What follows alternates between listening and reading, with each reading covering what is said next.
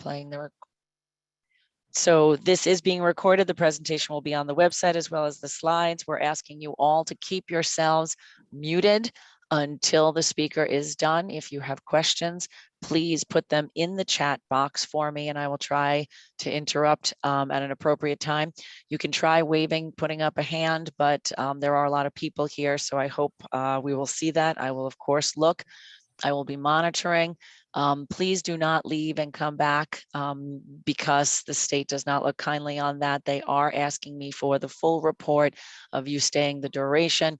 And as our Speaker Rudy just said, there will be polling questions to make sure that you are answering and participating in order to get your full training credit. So I don't make up the rules. I just abide by them yesterday during our first responders talk. So I imagine today is going to be similar. Use the chat box though. Put in your contact information, put in your ideas, put in suggested links, any ideas you have, use it. It's always good. It stimulates all of us and makes us all better people at the end of the day. So you can get 2 hours of service credit. You were supposed to put in your number in the registration. You also can email me that, kschmidt@orangecountygov.com. I'm sure you all have it and are getting sick of getting it. And I think that's it. I may give you a little homework while the speaker is speaking. I would love for you to start in the chat box for me right now and to tell me a little bit more about solar in your community. Tell me, is it in your residential, your commercial? Do you have solar farms, any parking lot canopies yet? Anything about solar happening now? Then tell me what your preference is for solar in the future. Do you see it happening in your parking lot canopies? I'm not going to expect that you're going to say, yes, we're going to be putting it in the road next week. That will happen in a few decades though. And does your municipality have a plan to address this? Any zoning? I don't mean setbacks or height restrictions. I mean zoning where you want it to be. Scenic Hudson has the solar toolkit that we did a great introduction. And that also, that presentation lives on our Orange County Gov.com/sustainability website. Sometime in March, we did that. And they really help municipalities figure out where solar can go. But are there any municipalities here that are starting to talk about it and starting to do some sort of solar zoning? It's something the planning department would like to help with. So if there's anyone there, talk it up, see if it's something that interests your community. And please let me know at kschmidt@orangecountygov.com. So again, any of those answers to those 3 questions: what solar is happening in your community now, what your preference is for the future, and anything interested in preparing proper zoning for it, where it should be sited, would be appreciated. Put it into the chat box. So with that, Rudy, please take it away. Thank you very much. My name is Rudy Saporiti. I am IBTS, or Institute for Building Technology and Safety. It's actually now, since that bio was created, I'm the program director, but still just the same meaning is that I just deal with all of everybody's issues here in my division. Been with IBTS now 13 years and actually live directly across the river from you all in East Fishkill. So I live in Dutchess County. I've done so for the last 39 years of my life and really enjoy the opportunity to be presenting to you all here today. I always like when I know exactly where I'm teaching folks or the areas for which you guys are all residing. So as kind of mentioned throughout, there are a few polling questions to make sure that we've got attendance and participation. And really, we have a lot of material to cover. I did not make these slides. I won't necessarily apologize for them because they're pretty good. There's just too many of them to get through in the amount of time without me basically being a New Yorker. So I'm going to do my best and kick it off. What we're going to discuss is understanding the solar PV permitting and inspecting process here in New York State. And to do so, we'll go over NYSERDA's uniform solar permitting package. I'll show you the agenda here in a moment. Some labeling guidelines, some data from the current inspection programs, and then some commonly found deficiencies for PV inspections, etc. So IBTS is actually the inspection quality service provider to NYSERDA's New York Sun program. And for the last 6 years, we've overseen all of the rebate and incentive on the residential, and in the last 4 years, all of the rebate and incentive program efforts and inspections on the commercial and battery storage. My other caveat here is not only because we're so close, but also just because it is what I do. If there are any questions about solar, about integrating solar, about inspecting any of the things that I say or any of the content delivered here today, please feel free to reach out to me. Happy to make a direct visit, assist somebody with an inspection, or just communicate as needed. So without further ado, sorry, I'm just looking at the chat. Okay, so chat was response to earlier questions, not for me. Great, so understanding solar PV permitting and inspecting in New York State. Before we get into that actual content, the course itself it has been approved for Department of State in-service continuing education credits. And the topic areas are topic 1, enforcement and administration, and topic 2, uniform code, both sections being available for a 1 hour worth of CEU.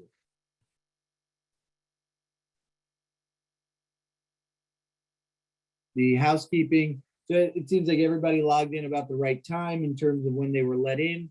Log out is to be between the scheduled end time and no more than 30 minutes after the scheduled end time. So there is the world giving me credit for being able to let you all go despite not being done with all of the slides in the 120. Don't worry, I won't keep you longer than 30 minutes after the scheduled time. Probably will get out slightly early. I'm getting pretty good at these. Obviously, logging in or out outside of the above timeframes will prohibit attendees from receiving course credit. We can't give course attendees credit for a course without the required registration and logging in and out. So being profusely clear about the requirements for CEU achievement. So, as I mentioned, the agenda will cover solar permitting. Starting off, we'll go through a regimented sort of uniform way to see this, which is the NYSERDA or New York State Unified Solar Permitting application and requirements. We'll talk through field inspection, label requirements, and common errors. And then, assuming there's time for it at the end, we'll go through some Q&A. So the New York State Unified Solar Permitting is it's a comprehensive standardized application that's set up by NYSERDA and has been adopted by more than 300 or so communities in New York State. It's probably a little bit more now that COVID has made individual touch a little less of a thing. I kind of consider it a best practice. And the reason I do so is because it's a consistent, predictable, and repeatable process, right? It guides folks to be very thorough, but not overly analytical or overly prescriptive, and ensures that the correct amount of information is collected, measured, and attested to. This is not intended to be a streamlined shortcut. This is really, again, it's to ensure the same product comes out of the application process every time. This will lead to efficiencies throughout both the approval process, inspection process, and also assist in allowing you to navigate maybe staff and resource allocation. Jumping right into it, the Unified Solar Permitting, the application, the packet itself is, I believe, 6 pages. The first 2 pages are the application. And the application goes through some basic information. So let's go through a little bit more of a detailed walkthrough in that. These first 6 items all need to be checked yes for a system to qualify. The basic qualification metrics, as you'll see in a little bit, or the basic information collected would be the same information that we would collect, say, on a megawatt size system or commercial size system. But obviously those systems would require a bit more in-depth application and review process. So a lot of these qualifying questions are initially to do exactly that, right? To make sure that this fits the cookie cutter mold that it's been designed to oversee. So starting out, has a rated DC capacity of 25 kW or less, is not subject to review by an architectural or historic review board, or that review has already been completed. It doesn't need a zoning variance or special use permit, or that has already been granted through initial process of achieving. Is the system is mounted to a permitted roof structure.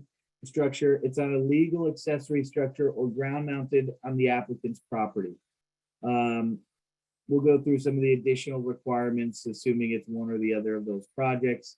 And then we're looking at to ensure that the solar installation contractor complies with all licensing and other requirements of the jurisdiction and state, which can be included down below.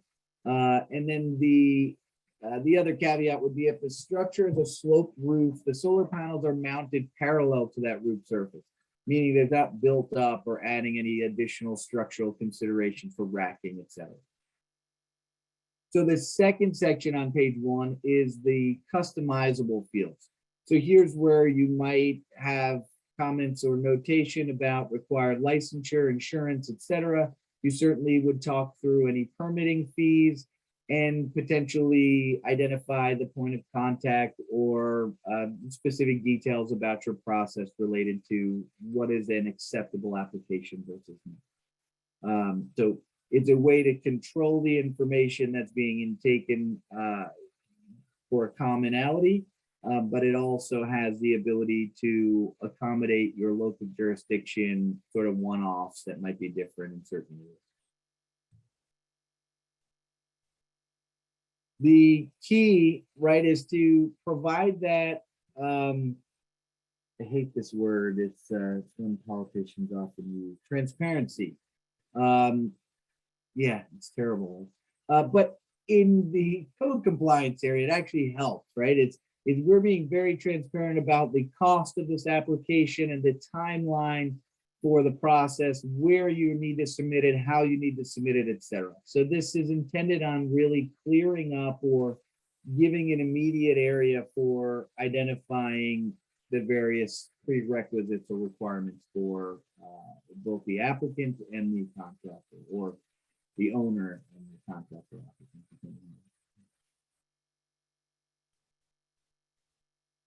We'll also identify where you'll do your timeline, or where we as the permitting authorities would do our timeline.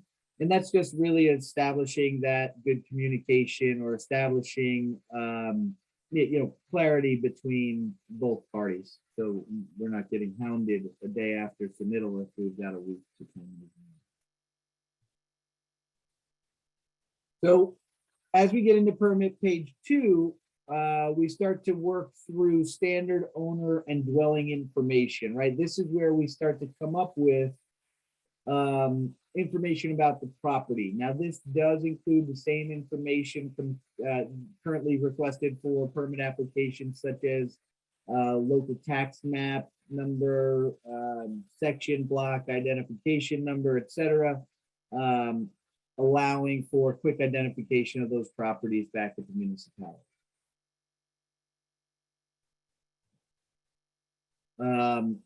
Also goes into a summary of the basic information. Now, this is not the submittal for the plan review. This is a basic summary of system components. So we'll get into some more of the stringent requirements for code compliance later. This is just a quick and dirty. What is the basic DC kW size, or what is the basic size of the DC generation side of this? And then how are you connecting to the utility or to the existing load, right? Do you have a supply side connection with either a microinverter, DC optimizer, or a string inverter, or do you have a load side connection with either of the above? And I'll go through what those are in a little bit more detail just momentarily. But at least initially, the consideration of the lesser details, these are some of the fairly relevant summary details, or overarching details. We get into the information about solar installation contractor, and obviously this is to attest to business contractor name or the various information that is specific to their licensure and their insurance for their organization. So we obviously want to ask that. And then at the bottom, we have 2 signatures required. They're required to sign because this is a formal document that's providing attestation to their licensure and to their insurance, and they will submit documents as well. There's an additional recommendation, requirement for the property owner's signature, and that's to ensure again that professional attestation, the property owner is attesting or accepting they are part of this permit request and are more or less aligned with the information being provided by the contractor. So submittal requirements or the additional information that's required is identified on pages 3 through 5. So this is that initial, what do I need to submit? What does the application look like? And then 3 to 5 goes into the summary of the specific detail that's needed to be included in the follow-up or the additional documents that are required. So as we'll go through this, you'll see in addition to that 1 and 2, or excuse me, page 1 and 2 application, there will be an additional set of documents required that we'll talk about here. So those 3 pages of extensive, so the application portion is filled out, right? The documents in themselves that are needed to be submitted are more or less required to be submitted to be compliant with New York State laws. These requirements, as I mentioned earlier, they're the same for a 25 kW PV system as they would be for, say, a commercial size system or megawatt size system. Sorry, I'm just going to try to have too many screens here. I've got content on this one, slides on this one, and you all in the middle. So I just need to do that. Okay. We also want to identify if additional permits are required based on any of the information, right? So right now, the baseline is we have a unified solar permit as a requirement. But if there's an additional type of permit that's required, like say, I don't know what happens in my jurisdiction is they might come out to do a pre-inspection on a deck and notice an air conditioner had been added and, a couple of auxiliary, maybe structures or something, right? Some example of an unpermitted project that is maybe required to be achieved before the newly filed for permit can be closed out. So here's where you have an opportunity to maybe add those or, zoning or, any of those various things that may come up. As you get into permit page 3, here's where we get into the nitty-gritty, the required structural and construction documents. So this is again the same detail and comprehensive package that's required by the largest construction projects in New York State because they are code compliance considerations, right? And all projects must be compliant with code, the largest and the smallest. So in order to complete the permit application, we need to complete all of this other information. So, we need the construction documents. These have to be, they have to be stamped and signed by either New York State registered architect or PE, professional engineer. And there's a reason for that. It's because the professional takes the responsibility for the quality and the accuracy of the design, along with specifying the equipment and materials to be used. Their certification, their licensure is one that trains them to be the responsible party in this regard. So that is why this is a requirement in both New York State law and for our process here. So Rudy, Yes, one ma'am. of our members are a little confused. Are we expected to use these forms right now? Typically, they've had an engineer from the solar company to give us all the required specs, and they always require licensing as well as workman's compensation and liability, and also a sign off by an approved electrical underwriter. approved by their village as well as a final inspection. So are we now required to use these forms? Are you able to speak to that? There is no requirement for these. These are an opportunity for you to adopt these, and they are tools to be used in the benefit of your providing solar oversight to your municipality.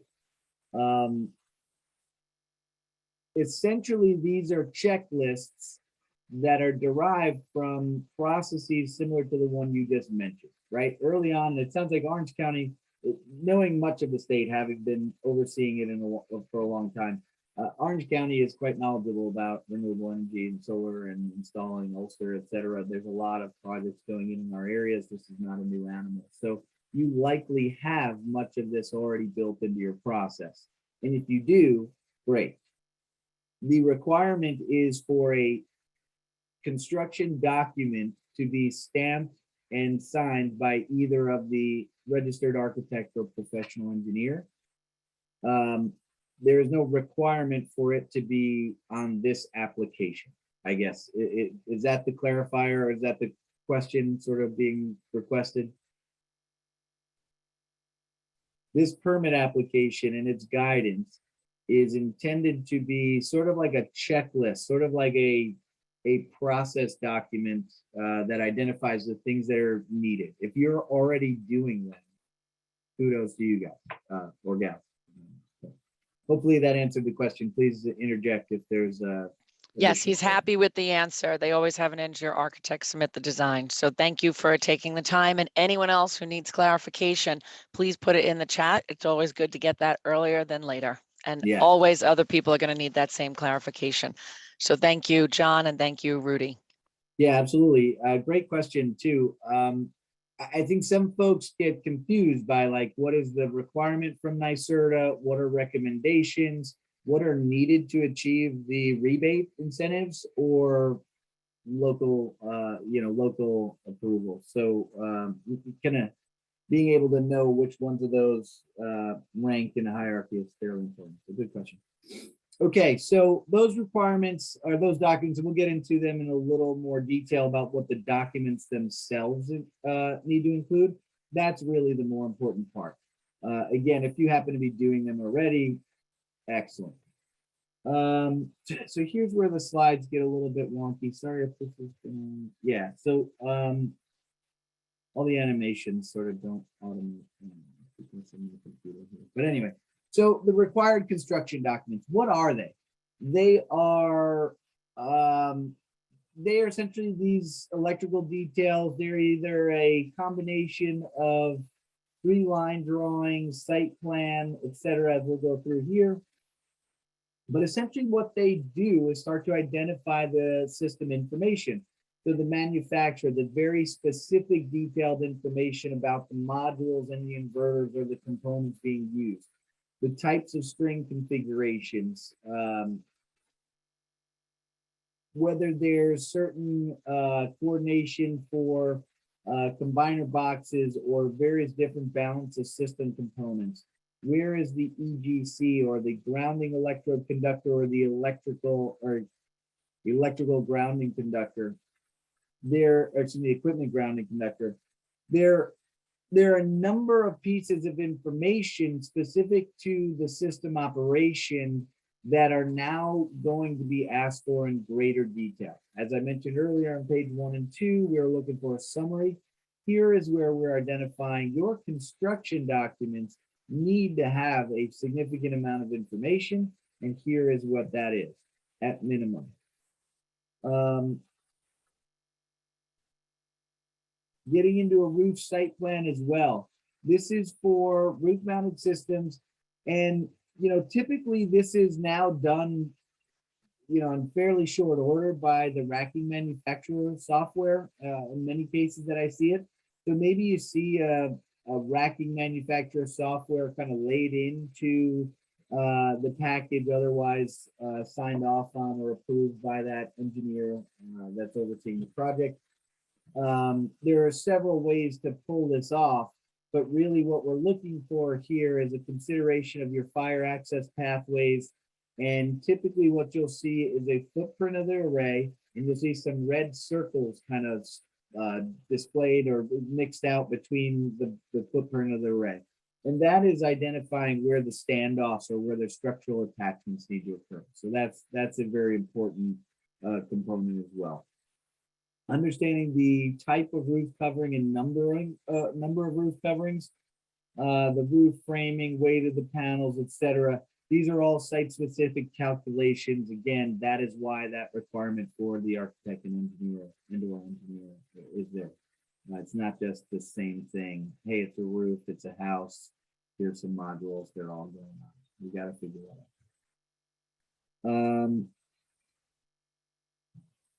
The next that's very important, right, is transparency about the inspection. I can't see how often the initial argument between the installer and the inspector was because they weren't aware of, what do you mean you're looking at that? Well, oh, nobody ever looks at that, you know?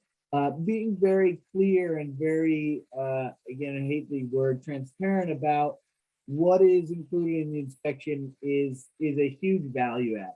By clarifying all those items that are required, there's no surprises. They're also will not only be looking to see that everything's code compliant, but that the construction matches the proposed design. So there's a lot of maybe where I see some issues is your as-built is different than your initial application, and there's maybe no detail on that or explanation point. Again, this is all done in this process in the unified solar permit to really reduce human error through a systematic approach using that checklist. So that brings us to our first polling question. And as we mentioned earlier, there's no way for you to respond to this one. So if everybody can respond to these poll questions in the chat, that would be very helpful. Which item is not a requirement of a solar PV permit application? A site drawing showing a plan view. B, a wire diagram. C, proof of payment of property taxes. D, the contractor's telephone number. Sorry. And Rudy? Yep, go ahead. Just while we're giving folks time, John chatted back in and said, as a note, inspection should also check to make sure that the installers do not leave holes in the fire-rated walls in such spaces as garages and such. But most installers are aware of this, and we do not see many instances of this anymore. Correct. That was a big issue early on. And I'll get to inspection at the later section of this. But absolutely, transitions between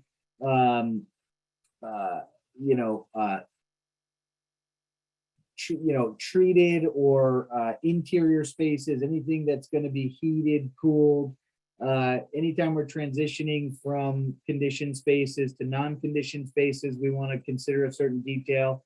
And anytime we're doing any sort of transition between a substrate, whether it just be the roof through the eave, just to keep from wrapping around the eave, we want to make sure we seal the undersides of those soffit materials, not just flash the roof side. So very good point, and we'll address that in a little bit more detail in the inspection section.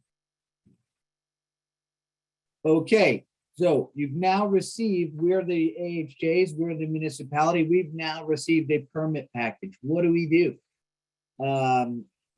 Well, this beautiful unified permitting system is a custom tool developed by NYSERDA to assist the application reviewer as well, and includes a design review checklist and a field inspection checklist.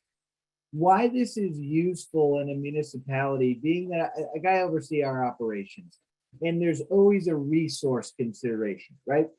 I've got these 5 excellent folks. I just can't have them all everywhere at the same time. So how can I start to tier out some of the work? Using checklists is a really, really good way to do this. We have a regimented application and intake process, and I don't necessarily have to be a solar expert. I can be an inspector in training, and I can sit down with my field inspection checklist, my design review checklist, and I can walk through that and make notes versus the application and the submittal. And that's really the design intent here, right? to allow for that regimented, comprehensive oversight that occurs the same way each time, and make sure we're signing off on the same things each time. Here's another wonky set of slide animations, but essentially we have 3 detailed checklists. That's going to be the site plan, the electrical diagram, and the structural analysis. Those are the primary things we're going to consider in our initial review of these, right? Site plan is going to tell us where all of our equipment goes. Electrical diagram is going to give us information about all the various potentials or mounting requirements, installation requirements for the electrical equipment. And then my structural analysis is going to get into similar, but for attachment to the home, either on the roof or various substrates of the home.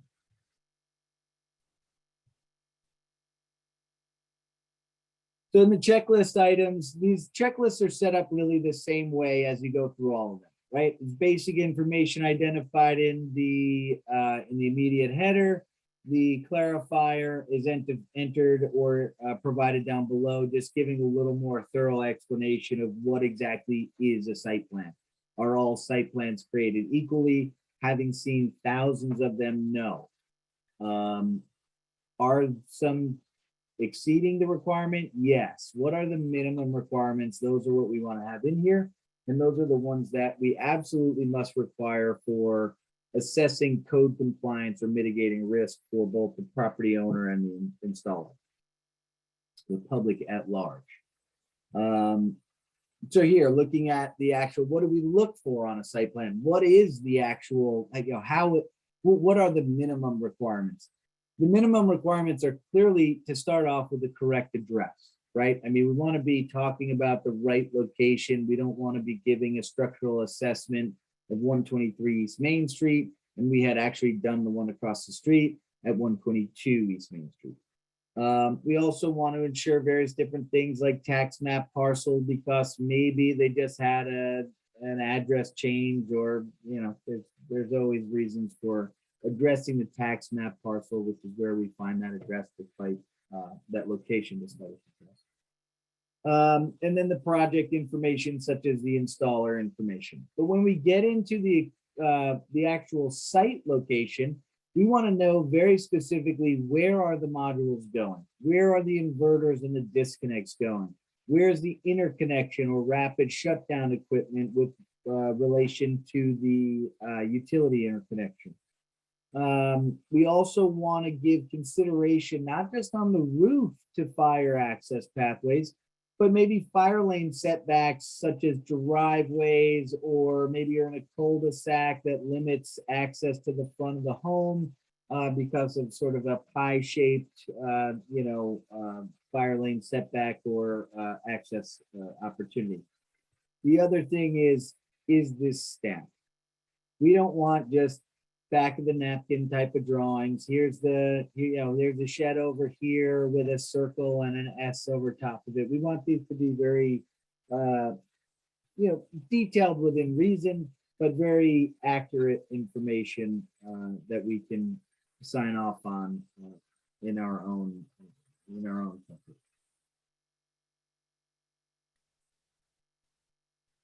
So here's where we can sort of gain a little bit of operational efficiency. I can simply use this checklist side by side with the electrical diagram, or I could easily have an assistant of mine do this as a pre to a final, sign off on something.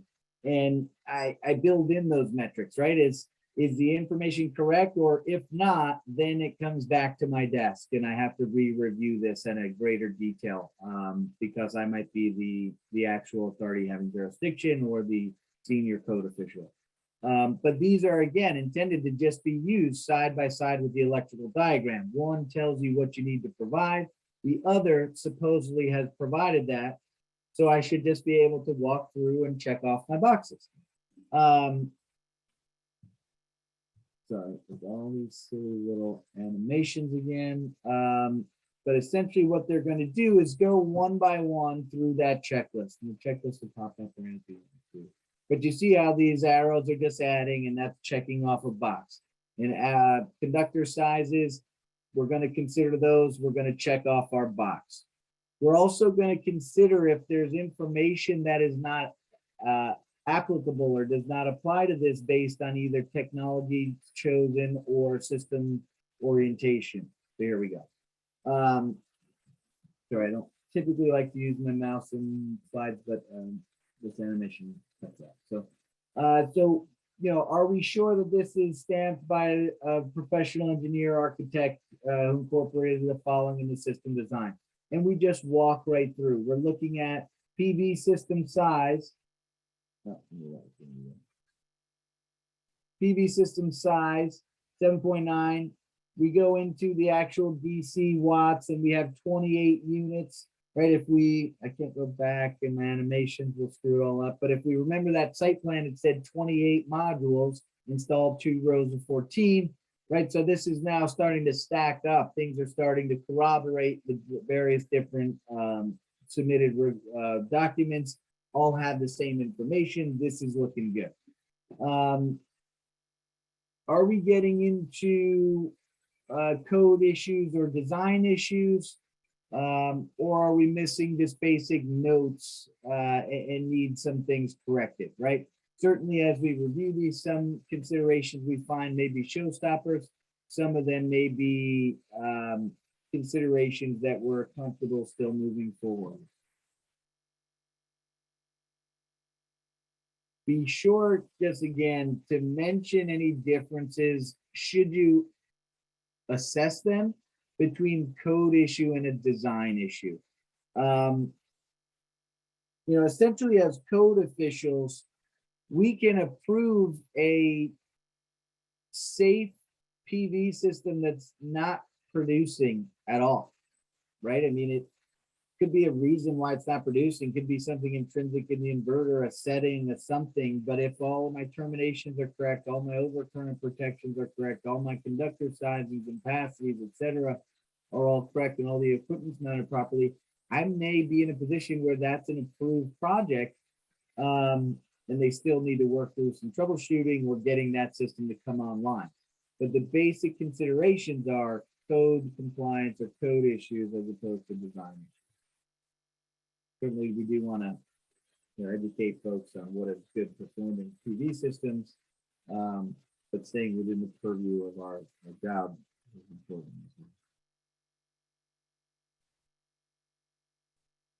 Oh, sorry, getting back into this. Okay, so getting into the electrical diagram, right? So that last checklist was talking through sort of my site plan. My electrical diagram or my wiring diagram is going to talk very specifically about my 3-line drawings, right? And these are going to be that last drawing that I showed and the information completed or included along with that. So looking for maximum system voltage to ensure compliance with whatever our limitations are. Module make, module model, again, making sure that these track between the various different documents submitted as well. Like the last one was a different number of, I think it was Solar World modules, right? So not LG modules, etc.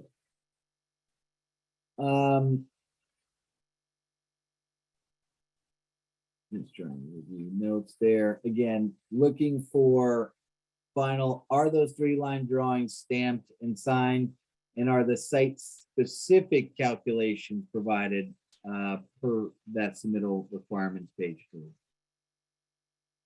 Yeah, getting into that structural analysis, considering on that structural analysis to make sure that actual considerations are achieved. You know, an obvious one is when we go out and we have an assumption for a stick frame 16 on center, say 2x10 or 12, and we get out on site and maybe there's trusses or there's something that wasn't expected.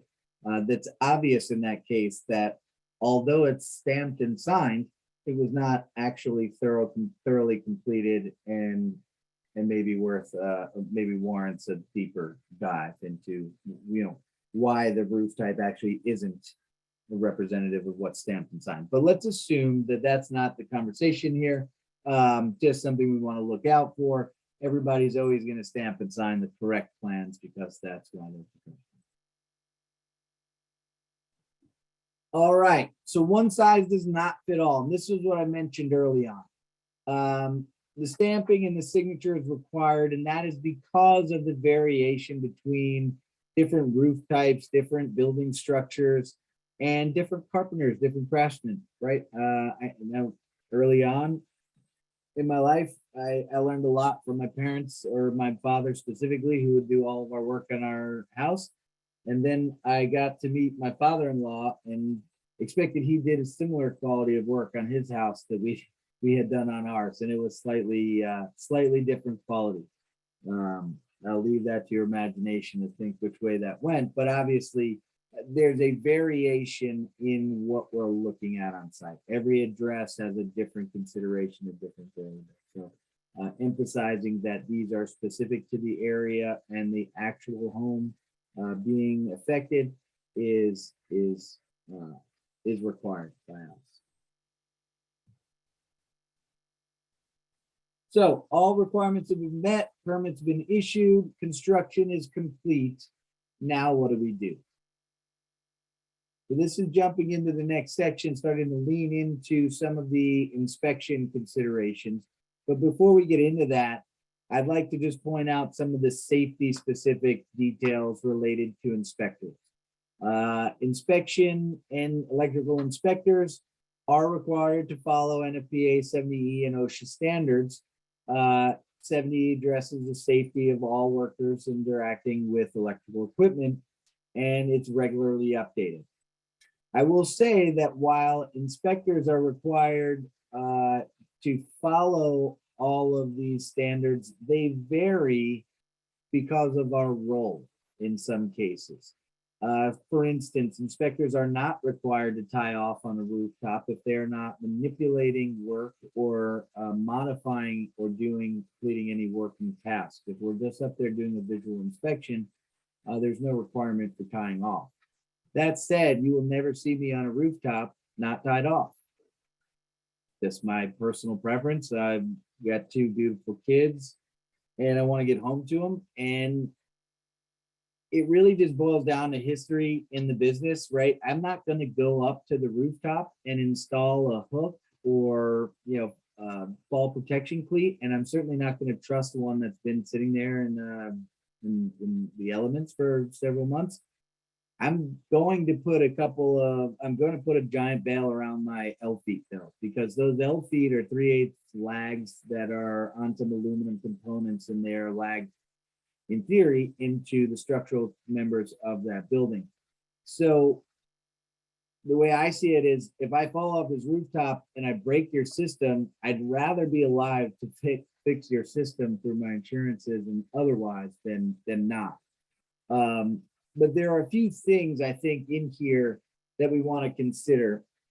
And I'll also address that as I go through the inspection portion, because there's even a process for inspecting that may promote a safer outcome than maybe starting at the rooftop. And I specifically start at the main point of interconnection to verify some of my safety considerations like overcurrent protection, trip breakers, or ground continuity.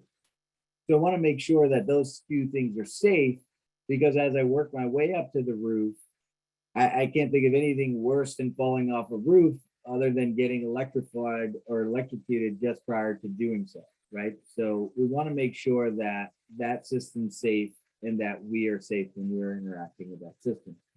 To do so, Nfpa gives us the hierarchy of controls, or guides us through a risk assessment procedure that, knowing we are approaching these systems and sites in a number of variables occur on sites, we need to kind of have these core thought processes, but we need to be also able to assess or stick and move, I guess, if you will, if we come up against a consideration that's maybe different than the last 100, right? So the risk assessment procedure, it now really requires you to kind of address a human error. And there's an annex that I'll walk through in a second here that's provided by Osha. it allows you to think through the hierarchy of controls. Specific to OSHA, this used to be an informational note. Now it's actually mandatory text that they put in there. It's really guided towards, and these bullets are doing a poor job of summarizing my conversation on it, but it's really guided towards establishing an electrically safe work condition. It eliminate or reduce the likelihood of an arc flash incident and ensure that you are protected if one occurs. And in an effort to mitigate arc flash or arc related considerations on site, us being knowledgeable about the clothing used to either mitigate that type or size or potential of an arc is important as well. It's not necessarily required to wear the Homer Simpson bomb-proof suit with the full-on calorie rating when you're just looking at maybe a 20 amp DC combiner box or something to that extent.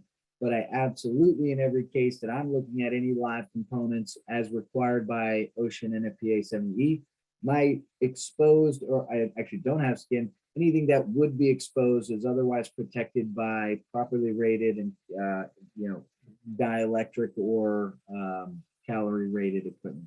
So a face shield, and actually COVID has doubled that up, as I've got a dielectric helmet, face shield, as well as one of those flash rated balaclavas that cover sort of my mouth there.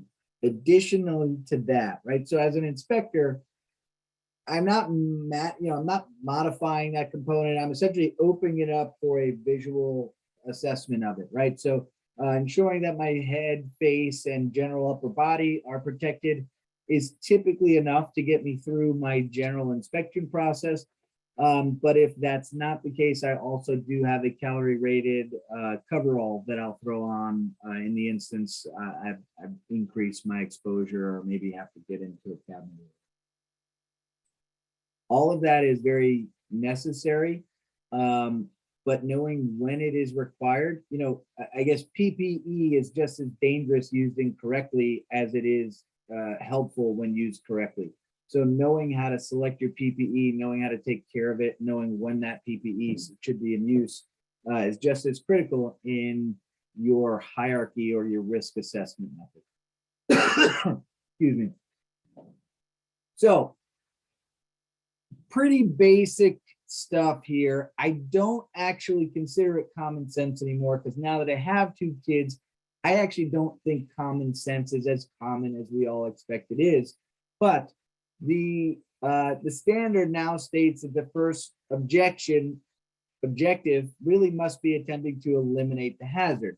And this is, in my opinion, a no-brainer, right? How do I start to deal with a hazard? Well, can I get it the heck out of here altogether? PV systems, not likely the case, right? This is a consideration of, do I have a bad circuit? Do I have a faulty component? Can I turn it off and get it out of here altogether? Potentially, that's the best plan. But we are there looking at a just recently installed system, and we don't have the opportunity to eliminate the hazard itself. In some cases we do, where maybe we can turn off a breaker, right? And that's the simplest way of eliminating a hazard. But I don't know that, and I'll caution you on assuming that a PV system is not operating just because the breaker is turned off. So really being knowledgeable about it is very helpful. So the immediate one would come in to shut it off or get it out of there altogether.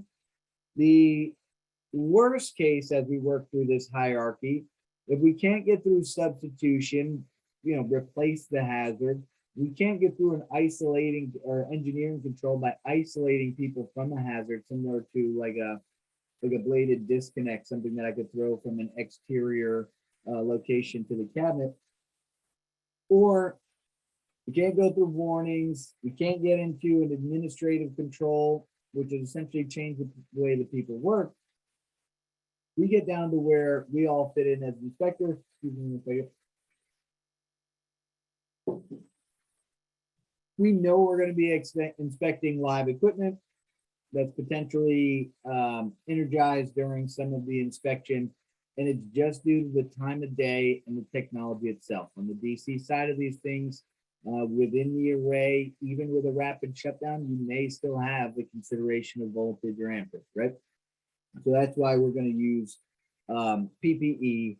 We're going to definitely shut the system down. We're going to understand the controls and understand what has been shut down or de-energized when we select these various different controls. But we're also going to still remain wearing our PPE so that we further reduce that opportunity for any undesired outcomes. Assuming that all makes sense, we will jump right into question number 2, which is not a hierarchy of control for electrical safety. Physically remove the hazard, shut it off, lock it out, and tag it out. Big fan of a lock on anything that's remote for me while I'm working on the energy side of things. Isolate people from the hazard, always a good choice. Can you reschedule the work until after normal work hours or when demand for power is lower? Or would you utilize PPE and ensure protection of the worker?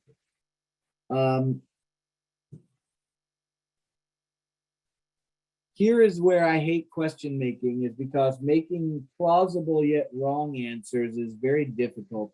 The incorrect answer in this set is C, reschedule work until a normal working hour when demand for power is lower, and not a method of mitigating a hazard. It's not, right? Lower power is still power. So, potential exists. We want to still approach it with the same considerations. Just because it's after hours may mean there are fewer passers-by or fewer individuals, sort of in the proximity of the work, but they shouldn't be anywhere near any dangerous proximity in a regular work hour as well, if we're properly, cordoning off our area. So C is the correct answer. So we've done all those other few things, right? We've done an initial application. We've done a review of the application and all of the submittal documents that have gone through it. We've ensured that they are correct and are compliant with both our requirements and that of the New York State Uniform Code and laws. We have done a number of different things in terms of considering our exposure on site or what we expect to be exposed to on site based on the various pre-documents and upstream information that we've collected. So now, what do? We need to do a field inspection, and we need to do so, or we recommend that we do so, through the very regimented process of using a field inspection checklist.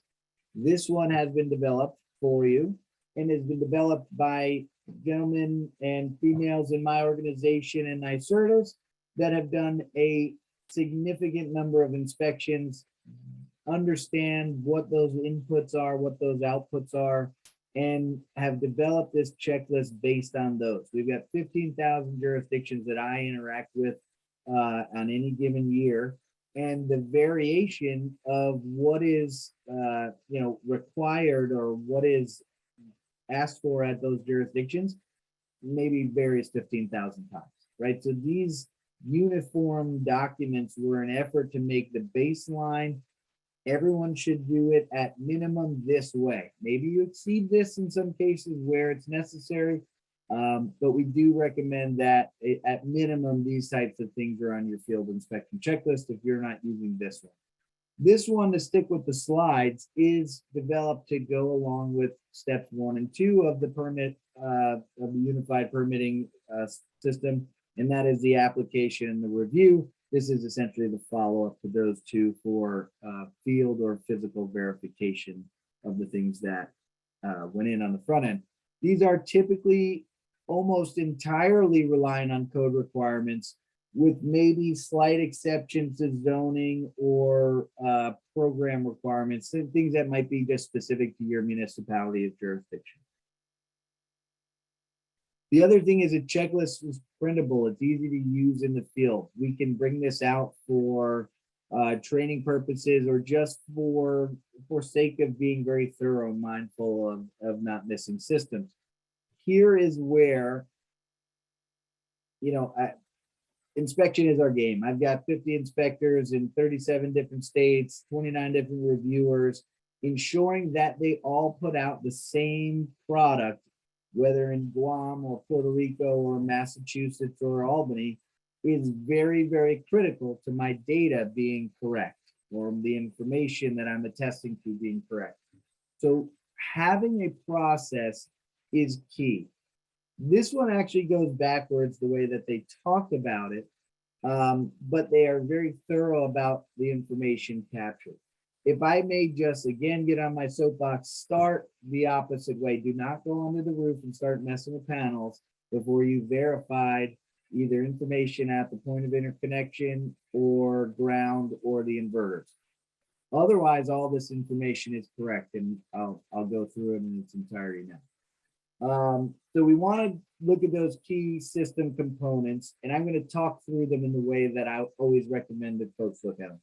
Again, starting at the point of interconnection, I'm going to look at my overcurrent protection. I'm going to look at the location of those breakers. I'll get into that in greater detail in a few slides.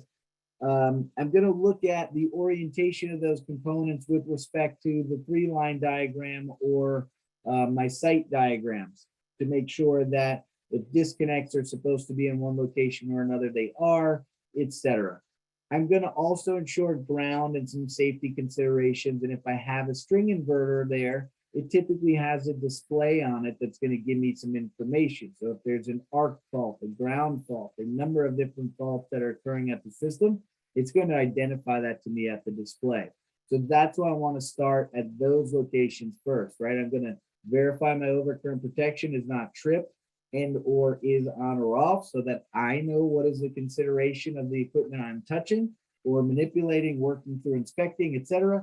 I'm also going to try to understand that it is in a safe and operating capacity, so that I know that while I'm doing the remainder of my work, the things that I'm expecting to occur back at the point of connection are occurring. I'm going to go from that point in a line, and the line is my conduit. Right? I'm inspecting an electrical circuit. So it ends and terminates in one area, and then it travels along a path. I'm going to follow that path from that point of where I started all the way until it's done. And I'm going to inspect everything along the way, from conduit bends, conduit labels, conduit supports, conduit fill, junction boxes. Do we go through too many different curves and bends before I've got a pull box? Do I have various different frost sleeves or expansion couplings where needed? Am I transitioning between the areas noted earlier?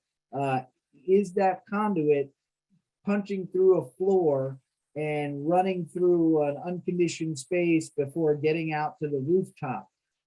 Or is it maybe punching out a basement wall and running up the exterior of the home? All of these considerations are going to be assessed during my inspection, and I'll look at them a little bit differently depending on the areas of exposure that they're installed within, but I'm going to follow that same plan all the way through. And each time I go down that path and I get to a new component, I'm going to inspect it. I'm going to leave it in the condition that I want it to be in to ensure that safety when I'm out at the back end. The array. And then I just need to remember that if I leave shutoffs off, I need to go back through and power the system back on. Again, my hierarchy of control says eliminate what I can. So if I could turn the system off and reduce some of my potential, I want to do that. I just want to make sure that when I leave, I undo that. Okay. Yeah, so working with general observations all the way through to the array. We're going to be very thorough, and that's again why I like using checklists. We've created several for use in the industry. Our most recent was created with, I think, 380 participants in a working group that kind of span the whole gamut of NABCEP certified, code officials, integrators, et cetera, et cetera. And I think we've got a fairly good form. But anyway, so the array itself, it can be roof mounted, ground mounted, or pole mounted. Pole mount is essentially a ground mount that just utilizes a single point of attachment as opposed to multiple stanchions or pylons that are sort of supporting a rack system. Typically, you'll see your ground mounts, your ground rack mounts, your larger commercial arrays. You will see, just because I think they're easier to kind of navigate in some cases for some of the installers, you will see them fairly commonly on the, actually, yeah, it's in Orange County. You got a little bit more farm areas in certain areas. Some of your industrial stuff, you may start to see some of those ground mount racks. If not really. So roof mounts, obviously, we're all used to seeing those. Whether it's a ground mount, a roof mount, a pole mount, etc. We're going to start with on a 3-line when we get out to the site, or again, we know where we're going to start because I was on my soapbox already. But when considering the array itself, we're going to start on my 3-line diagram, just looking to make sure the number of modules matches the number installed. First bit of information I want to know, because if I have 21 modules or 19 and I recommend 20, that system is going to be different than design, just based on the idea that each one of these modules produces a certain amount of power output. And as I stack that power output, it creates my overall size. If I reduce the stack or increase the stack, it changes my overall size. So I'm going to start by verifying the number of modules. I'm going to then be very interested in ensuring that the modules have the same power output rating as those identified. I say it that way, not to be cheeky, but because the solar industry and procuring materials post-COVID has been a little bit difficult, right? So we may get a SunPower 320 module that's an E20 or an E something, meaning the name or the model name is slightly off. The critical components here, the critical factors, are going to be its power output at standard test conditions and its current and voltage, right? So those numbers need to be matching what was put on the application.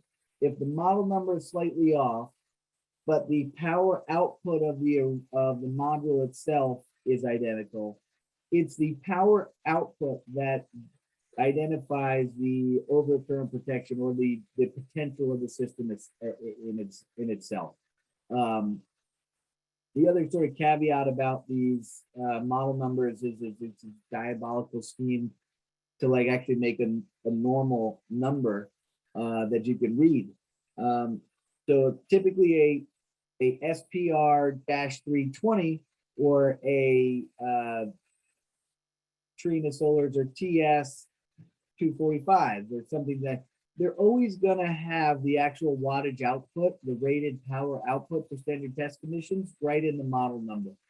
Typically, the first 3 letters are going to be the manufacturer code, and that thing in the middle, it's a product code. It's just sort of like what run they came out of or what caliber they came out of.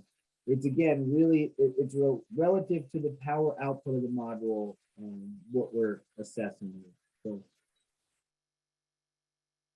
ensuring the number of modules and output is commensurate with the plan set is very important.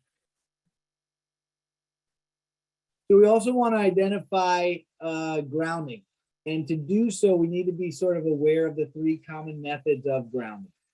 The 3 common methods are typically lugs, an integrated method that you see on the right, or the previous and other, sort of still accepted method of WEBS. WEBS is an acronym for Wiley Enterprise Electrical Bonding System or something to that extent. Wiley Enterprises essentially developed this stainless steel washer to allow for bonding and grounding dissimilar metals that are non-galvanically accepted to one another, right? So copper and aluminum, if put together, will start to actually corrode, will start to actually delaminate, de-anodize, and transfer particles between one another, effectively changing their chemical makeup and weakening them to the point where they'll break. So we want to avoid that at all costs. And we want to do so in a way that also bonds and grounds them so that they remain safe, not just isolated. So as you can see in this little photo here, not sure how big it is on your all screens, but this little shiny spot here is a reflection, and that is coming from a deflection in the metal that allows protrusion, right? It's embossed and it allows a protrusion just enough that when torqued down properly, it will pierce the anodization in the aluminum and bond as well in the copper below, or vice versa, right? Aluminum or copper, or aluminum or metal, etc. So those you see often installed, if they are not properly torqued down, they are not properly bonding. And that is the same for a weed or lug or an integrated grounding method.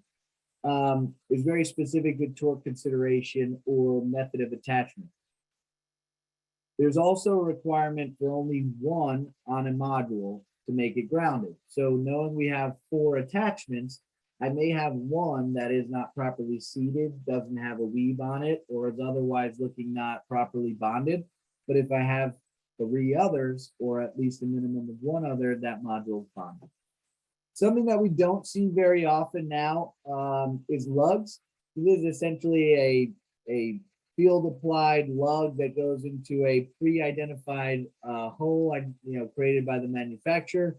It is not allowed to be self-tapped in. It is not allowed to be modified where that location for ground goes. That is a very specific ground attachment from your manufacturer. In my opinion, that's why we don't often see them used, beyond that it is a additional external component that costs money. And you need to put 1 per module in the instance that you use those. So continues to build up a little bit of logistical hurdle, not to mention managing a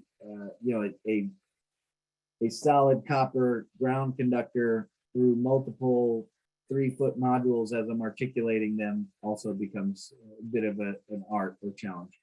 So typically what we'll see is very common nowadays are these integrated grounding components. There are many of them. You must refer to the manufacturer's recommendations or installation manual.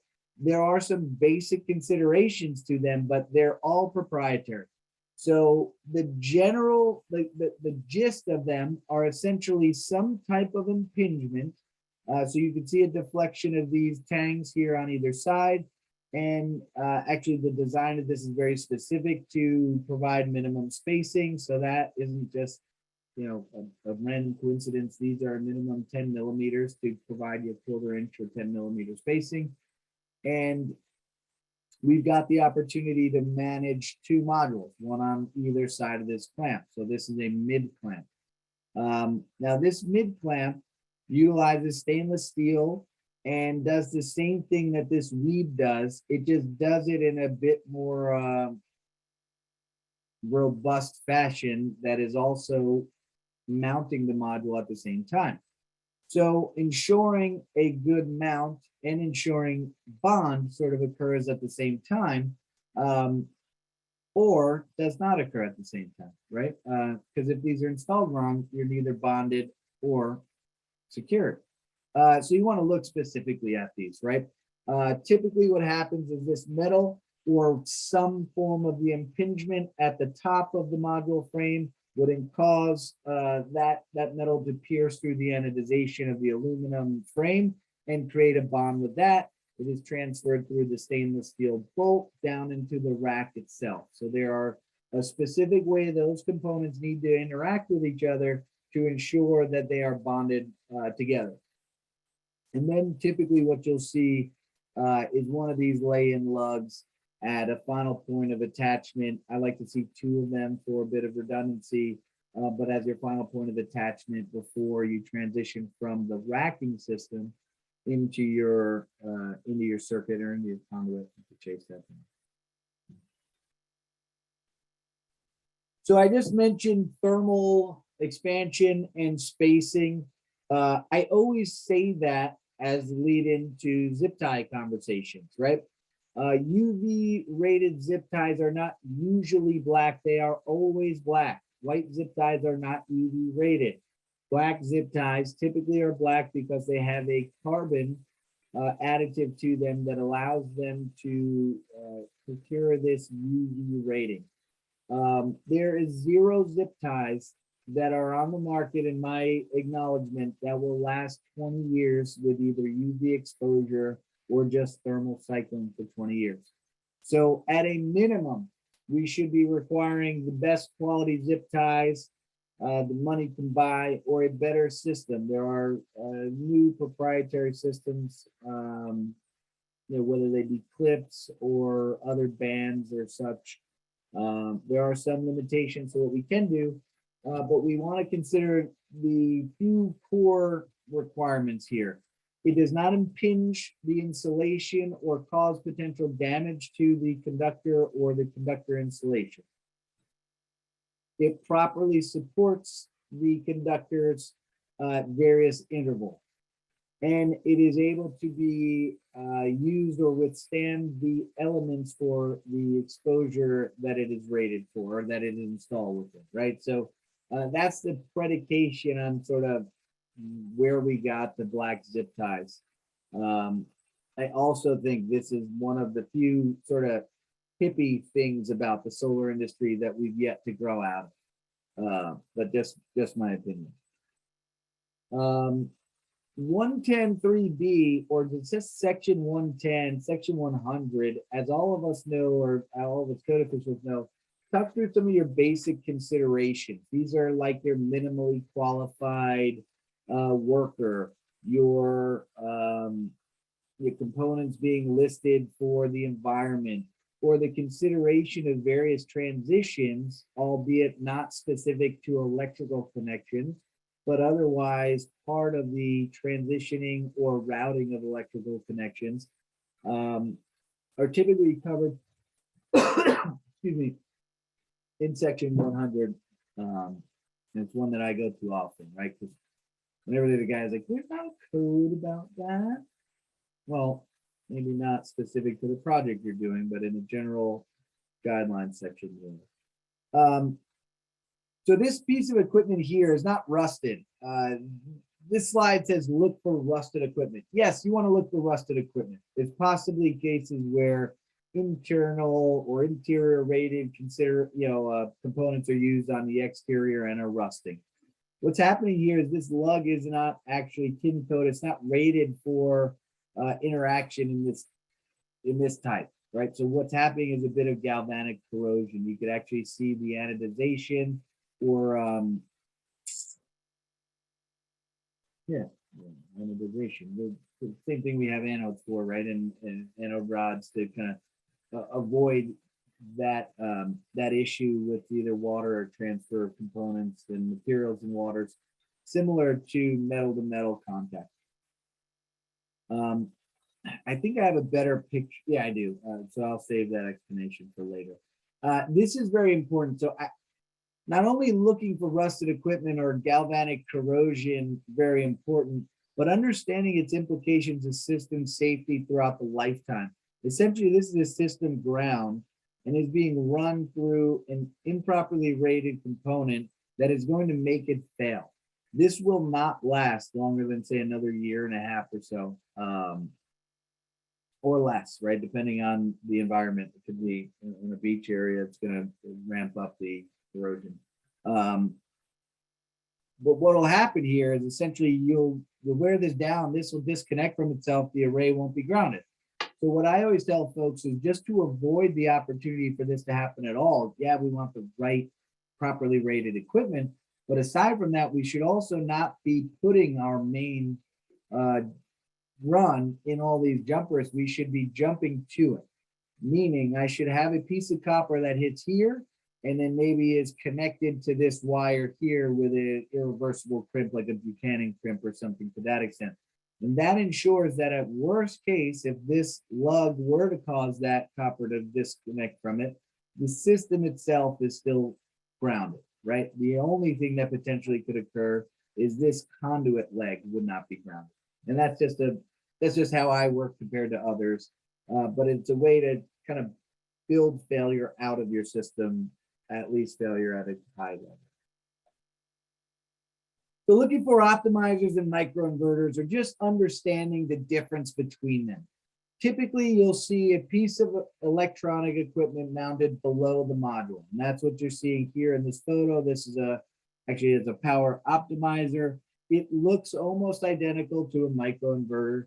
The difference is it has a string inverter counterpart down below. And what it is doing is the string inverter is where the actual power conditioning occurs. But the brains of the system are reading the DC outputs at each module, which is what the DC optimizer or the DC to DC converter is doing. It's converting DC power to DC power at just a different ratio to ensure the most efficient power down at the string inverter or the final coordination point.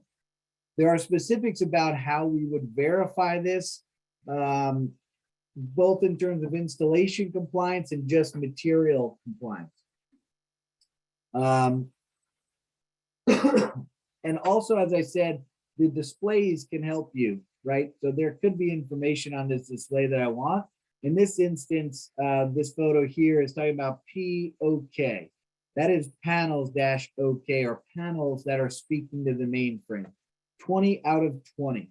So that's essentially saying all 20 modules that were installed and coordinated or set up into this module, into this string inverter, are coordinating and talking and online. We're good to go. System's okay. I could also look at my AC watts out, my DC watts in, and my AC consideration. A micro inverter, I don't know. So a microinverter looks slightly different, and it's typically going to be an N phase, but could be an A piece. So don't just always go by the manufacturer. So it is not going to have a string inverter counterpart down below, and it is not going to convert DC to DC. It is going to invert DC power to AC. It is actually doing at the module level what that string inverter is doing down at the, say, basement level. It is taking that DC power from that panel itself and turning just that panel's DC power into output as AC. This changes some of our system considerations because my source circuit is limited, excuse me, to the footprint of the array, meaning that all circuitry escaping from under that array is going to be AC circuits, the typical circuits we run in the home. And whether we agree they're safer, less efficient, more efficient, etc., they're at least a common animal that should be energized, will be energized when I shut off that main utility breaker. DC circuit is a different story, and actually transition into rapid shutdown conversation in just a moment. What we really want to look for is the manufacturer's installation requirement. We want to understand, is the component grounded? The word here, chassis grounded, is actually a former product requirement. Now you see this other, there's a newer one here. There's no GEC required. This actually has an integrated grounding consideration. So the component, when connected to the circuit, is grounding itself. In the case of these microinverters only. In the case of the Solar Edge power optimizers, we also want to just be specific to the manufacturer consideration. There's no guarantee that a Solar Edge component always does the same Solar Edge thing that we expect, nor is there one about N-phase microinverters, meaning there are evolutions of these products, right? An N-phase microinverter that I inspected 4 years ago is different than an IQ7 microinverter that I may see or purchase today. Obviously just to meet the new code requirements, right? So those products would then tier up to achieve those. And I say that because Solar Edge in a DC to DC converter is a way that's immediately considered to be acceptable by a rapid shutdown. And rapid shutdown is a consideration in the code, I think it's 690.12, where it talks about the idea that all DC conductors leaving the footprint of an array must be de-energized within 10 seconds of hitting that switch, meaning there can be no stored capacitor energy or potential in that circuit. And that's really for safety of first responders. Should they end up hitting that rapid shutdown and the utility breaker, the idea is then they can go operate outside the footprint of the array and feel safe that they will not be electrified during their efforts to cut through substrates or gain access. All of those same things are considered, details that I'll get into in a moment. The basic consideration of those when I'm going to inspect is it properly grounded? Does the labeling and identification meet what's been installed or required, proposed in the application? And that's essentially it, right? Is it properly mounted and grounded? Is it the same one that they said it was going to be? And I'll get into rapid shutdown requirements in a minute. So rapid shutdown is actually required by 690.12. The rapid shutdown labeling is required by 690.56 C1A. There's three labels required, I believe. All caught up in that 690 section. Actually, I think the 705 section. We'll get through those in just a second here. But all of those labels are identified in specific detail in the NEC or in the ANSI requirements overseeing hazards in the workplace, right? So a certain color label with a certain word type, background color versus, word color, etc. There are some specific requirements there. At very minimum for PV, this label is required when rapid shutdown is installed, and it's required to say these exact things. This exact label is required for a rapid shutdown system.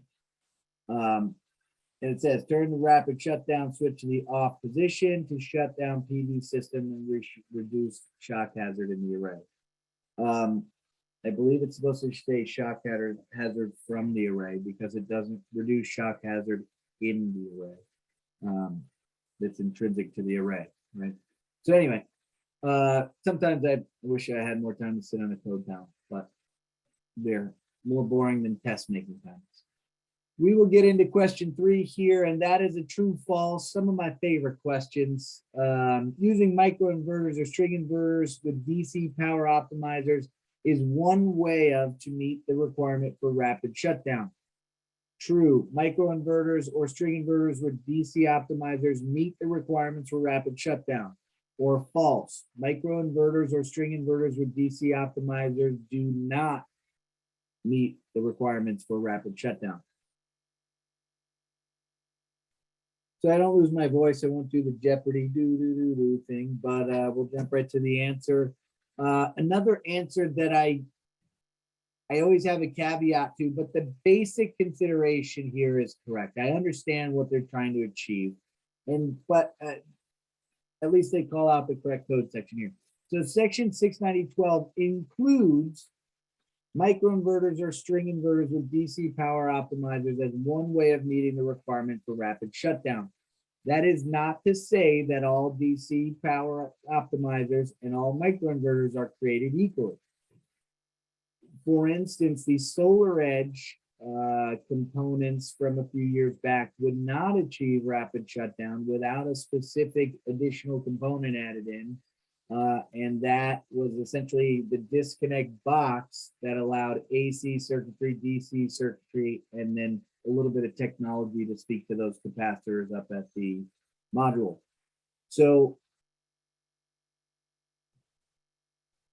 not to undermine this question, but just so that you all are educated, still revert back to your manufacturer's recommendations or your manufacturer's installation requirements. It will be very explicit in there whether or not that component you're inspecting or that was installed achieves and meets the requirements or does so without any additional accessories or etc. Okay, structural considerations. We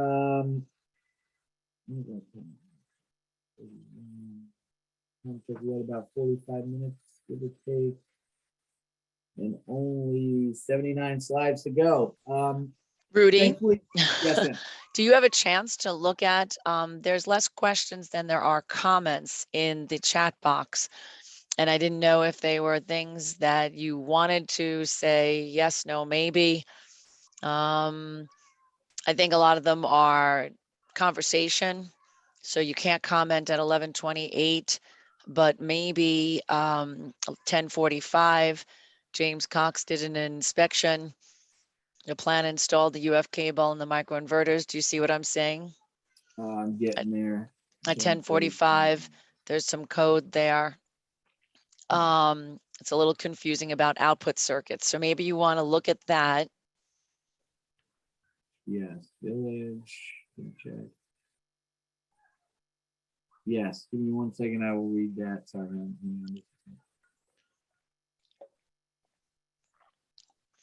Everyone else can look at the chat box and go scroll up to 10:45. It sounds like what John's mentioning in his village, they have an approved equipment list that lists the number of. Oh no. John, are you on? If you want, just maybe speak through that question. Or if it's a very detailed one, we can wait till the end and stay on if you're worried about time. Rudy, you decide. At the It end, may be easier in terms of content just because there's a lot of it. But just what I see out of here, it sounds like as a double check, it looks like they have some specific details for their municipality that they require. And it seems like this is done to either mitigate some risk on their part or use sort of that initial design individual to sign off on some installation considerations.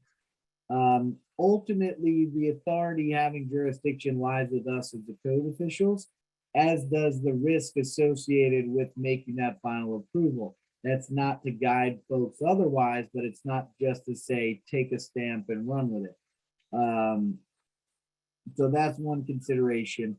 And there's a fire access. You have to make sure firefighters and emergency responders are safe and can also have proper access to roof, for an example. Yes, that's why we discussed initially. So annoyingly enough, this is not enforced in great part here in New York, is fire access pathways. And actually in Mass, I believe they got in conjunction, or they're not required to use it at all. But yeah, fire access pathways are identified by IFC section 600, where it talks through various different considerations and minimum access pathways for residential structures, also structures with hip roofs and various different types of roofs. So absolutely, fire access pathways and emergency response is one of the biggest considerations you should be addressing, in my opinion, during the plan review phase, and ensuring that your site plans are considered well. And in installation of UF microinverters, combined box.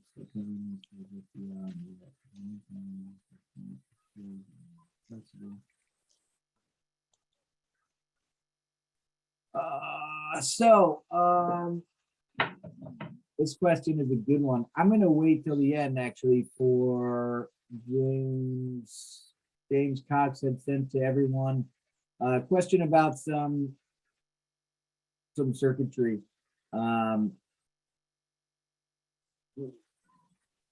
This gets me into my nerd zone. Sorry, I'm trying not to like OCD think through this, because I see this often. And the consideration to think of here is AC circuits or DC circuits. And I think I've got an actual slide on that coming up. So I have to double check exactly. Yeah. So even his last sentence made, I know this is AC current. It's certainly not a best practice. I guess short answer is it's technically allowed. I can technically drop into the house with a micro inverter circuit, right? And I need to use UF or USE2, an actual exposed, a wet rated cable on the rooftop. But I can then theoretically get into the attic, transition into a Cantex box and run Romex all the way down to my main breaker. In theory, I would absolutely not do it. And if somebody did that at my house, it would make me annoyed and I wouldn't pay them for it until they fixed it. But technically that is allowed because, as you noted at the end of your question, it is an AC circuit. I don't love it. That's the argument that the code puts in there.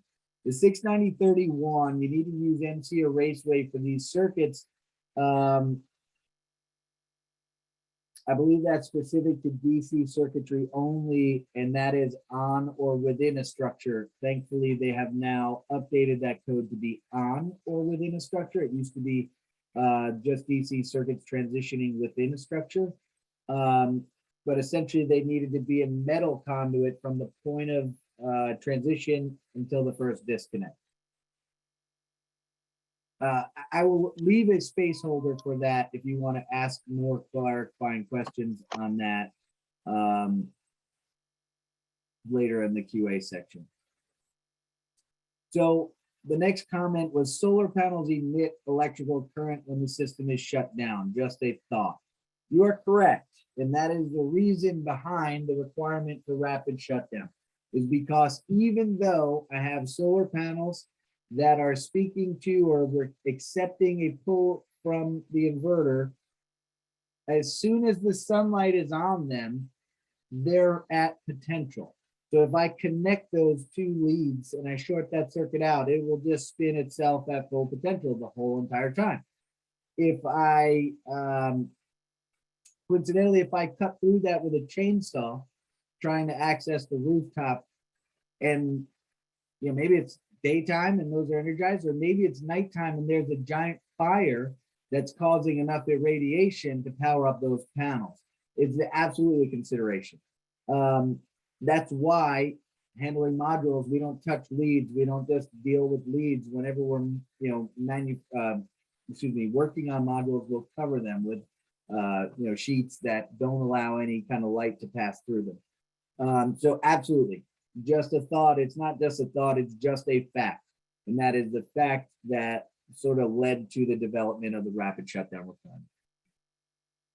There are a lot of messages. Read spotlights also take part. Yeah, you get some of your big halogens on the side of your rescue truck, right? We used to have 3952 was our rescue rig, and we pulled that out and I could light up the sky with that thing.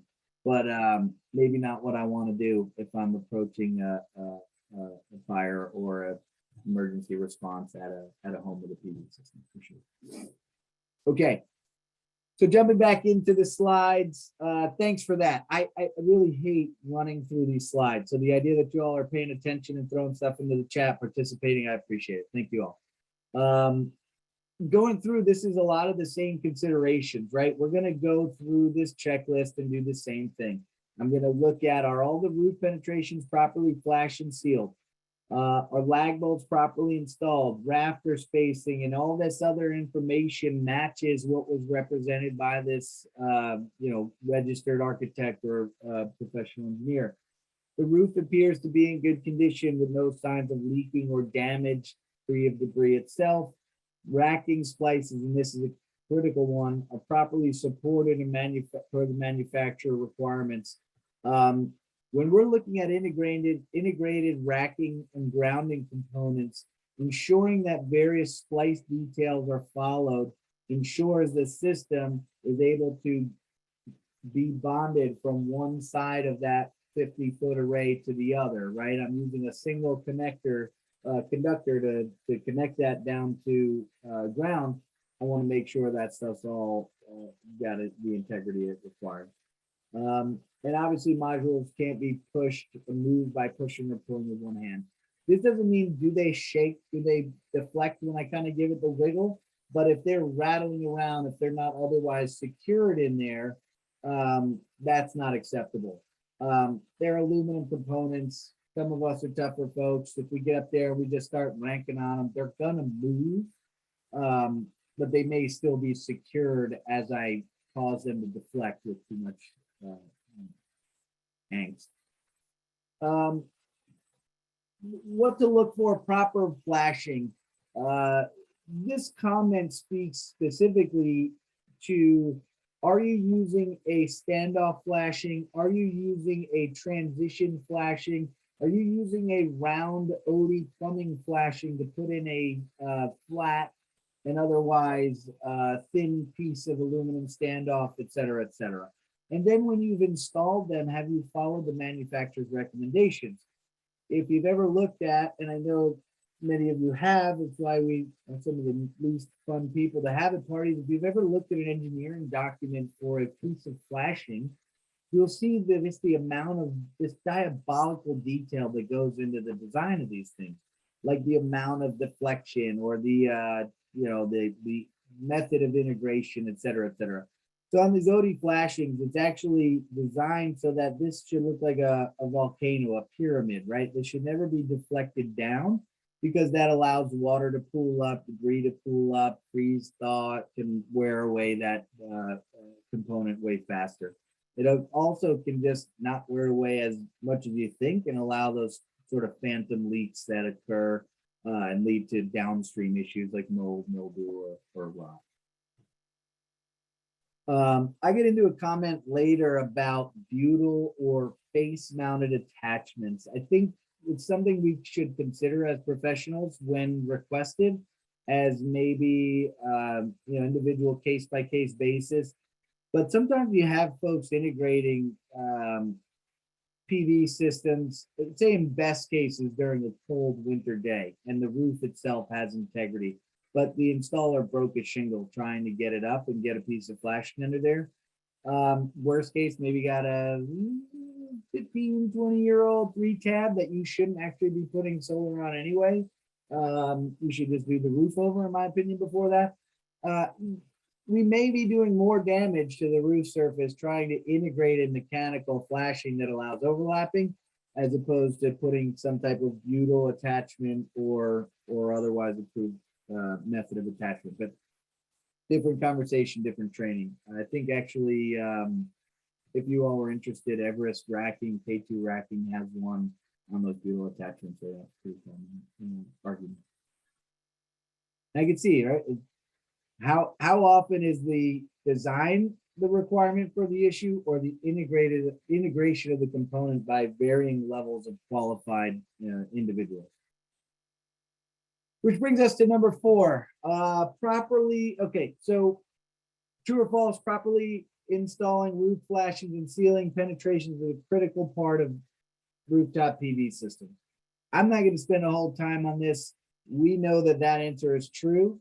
This is properly installed flashings are important to prevent the damage to the building. Yes, absolutely. Mold, mildew, water infiltration, bugs, any of the above have a negative cause or a negative outcome inside a conditioned environment. I was right. Okay, so junction box, still talking about what we should look for in our inspection of these various different considerations. We're going to look for the junction box makeup, right? Is it an interior box, maybe a blue bang-on box that's not rated for exterior use? Is it maybe a type of material that's not listed for UV exposure? We have a good amount of balance of system components that are proprietary now. Many use ABS as opposed to PVC to withstand roof temperatures a little bit more. Also, some are maybe designed to integrate underneath the array, like this Solidec box that you see here. I like these. They're metal or ferrous cabinets, and they allow for very low profile integration of circuits and transitions into attic space or other areas where we might make a more protected and nicer looking run. Another thing we're going to want to consider is the conductors within these junction boxes. Is the junction box too full? Are the splices and considerations otherwise mangled and just kind of bashed in there and bend radius too tight? Or am I using splices that are not consistently rated for the environmental exposure that this circuit is? So 110.3b, Article 310, I think, also says some comments about it. Essentially, wire nuts and splices must be commensurate with the conductors that they are splicing. So when we're using a THWN or a USC2, these are wet rated locations. These are wet rated conductors and insulations. And our transitions or splices of those components must be commensurate with that. So looking for wire nuts or Polaris blocks that are otherwise rated for external use. So looking at the string inverter, we're going to always want to look at the conductors coming into my inverter being in metal, right? Why? Because the previous comment that they're DC circuits, right? I know that they're a DC circuit because I have an inverter on the wall, and it can only invert DC power. Otherwise, it'd be a rectifier. It'd be taking DC power and turning, or AC power and turning it back to DC. It's not doing that, and I know that it's not doing that just from its component verification or component makeup. So I want to make sure that I have that metal conduit coming in the left side, and that all of that metal conduit is grounded. And here, yeah, it was 690.31. So here's where it actually talks about conductors being in metal cable on or inside the building. And those are DC conductors specifically.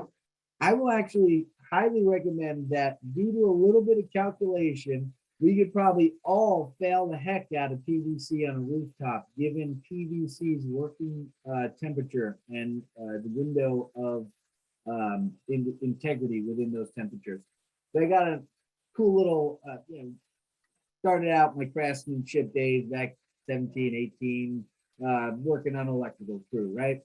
Get into like, I got to have all the best offsets and all the nice, OCD details. So I got this really cool heat rack that allowed me to heat my PVC just enough to kind of tweak it and bend it and get my nice offsets to look really good. Well, the lowest temperature setting on that thing is 140 degrees. And one of my highest temperatures on that is 190 degrees. At 190 degrees, that PVC is literally a noodle that I could tie into a knot. At 140 degrees, that PVC at very minimum will swoop between a 3-foot support structure, right? So if I'm supporting my conduit every 3 or 4 feet and I've got 140 degrees, eventually I'm going to have a bunch of grand opening conduits, right? Just without all the flags hanging off it. My rooftop's going to look like a grand opening for my solar system. Just not half as attractive. So I'd say that we shouldn't be using PVC on rooftops when they're exposed on the top of the rooftop. You want to transition some AC conductors, as previously mentioned by Jim. Maybe you poke into the attic and now you run your conductors into PVC conduit because it's easier to traverse that AC, that PVC conduit through the building and get the AC circuit through it. Again, DC conduits, metal, DC circuits, metal conduits. Another one that comes up often is section 300.7. So actually sealing these conduits as they transition from conditioned space to non-conditioned space. We don't want to be the ones introducing moisture into the circuit or into the cabinet or into that raceway.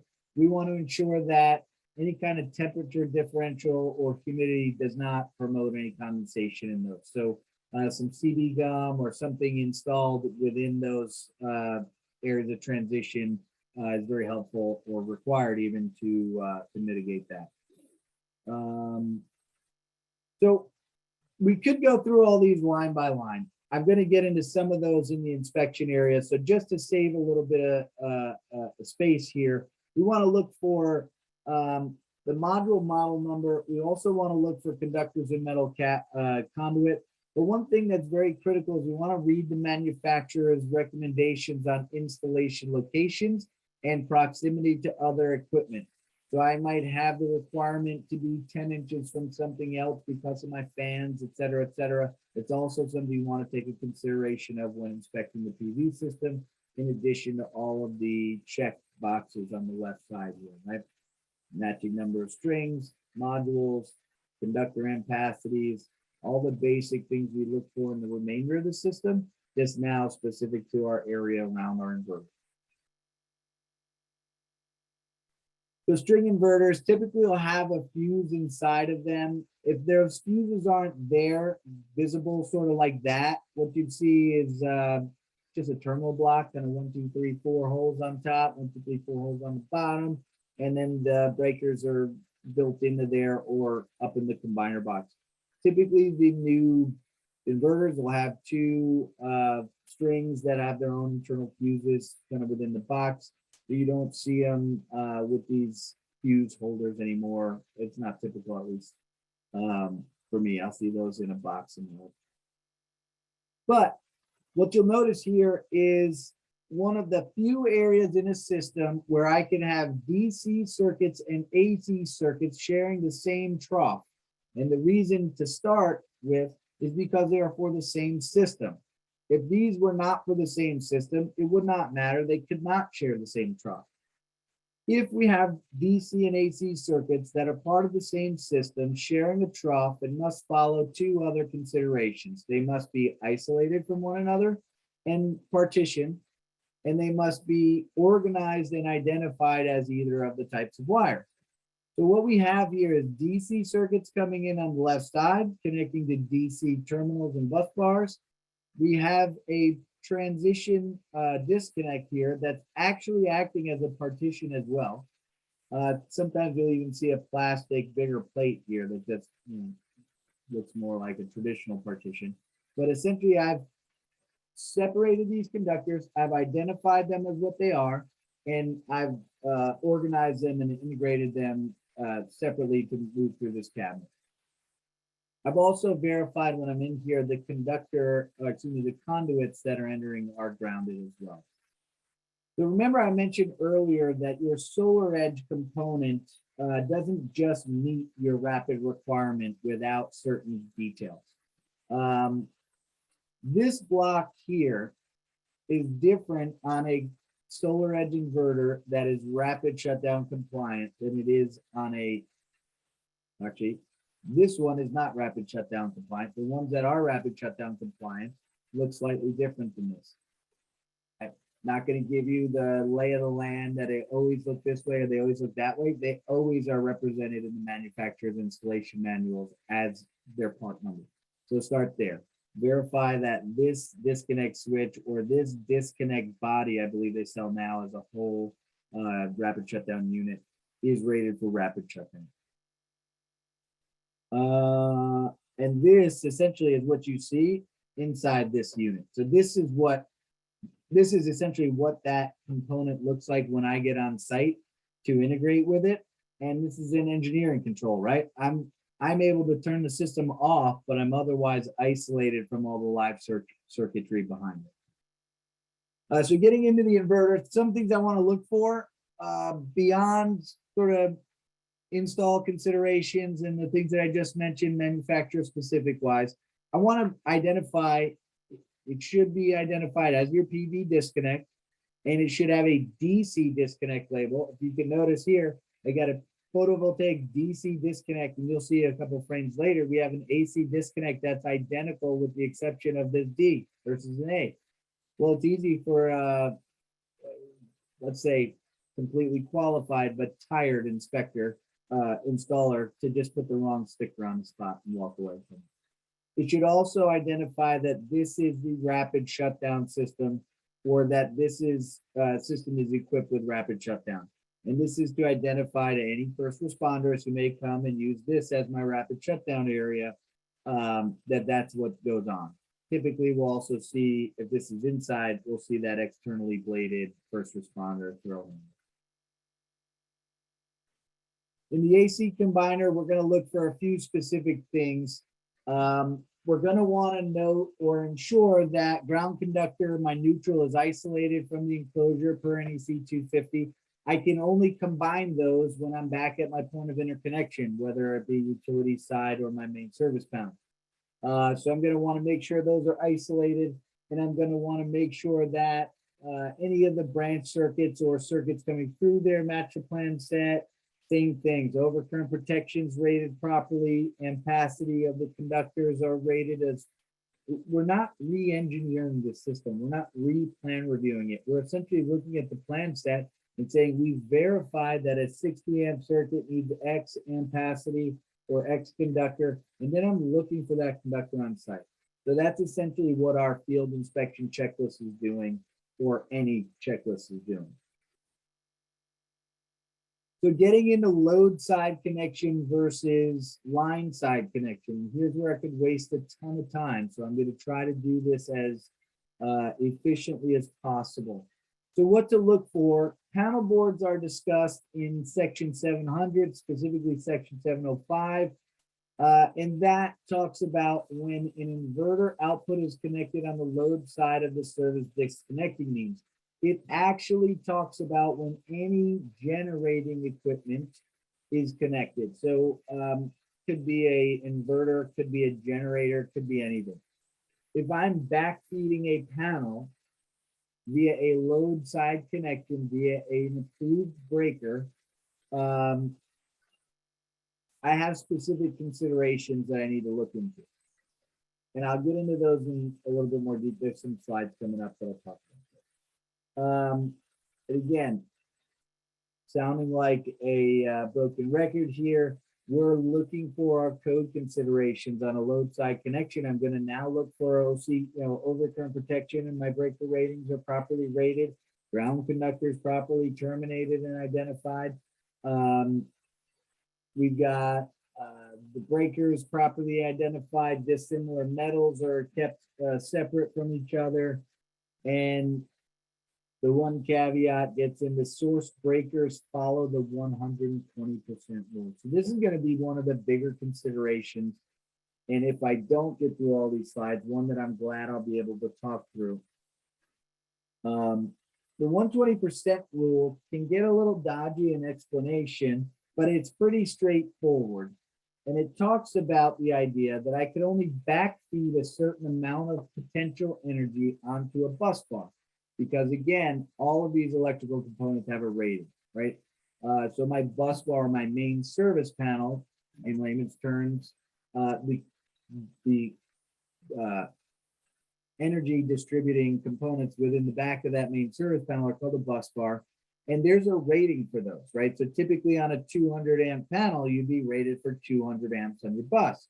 Sometimes it might be 225 and some of the more robust ones, et cetera. But that's a beginning consideration to identify to us how much amps we could put back onto that. It actually is not limited to 200 due to a bit of scientific calculation. But we also want to ensure when I'm looking at the inverter label that I'm looking at some of the AC ratings or considerations. And this can help me do some basic checks and balances in the field. One, ensuring that we're using a component made for the US, right, at 60 hertz, but also ensuring that whether this is wired up in a 3-phase or, typical single-phase project, I'm following the information to get my overcurrent protection, right? This says max output current for each phase. This does not say max overcurrent protection. Coincidentally, this last one does, and not all of them have that. But it would start out by saying, okay, here's my max output. All of them are going to say that. If not, they're going to say, here's my max wattage. And then I could divide my wattage by my amps to get my outputs, right?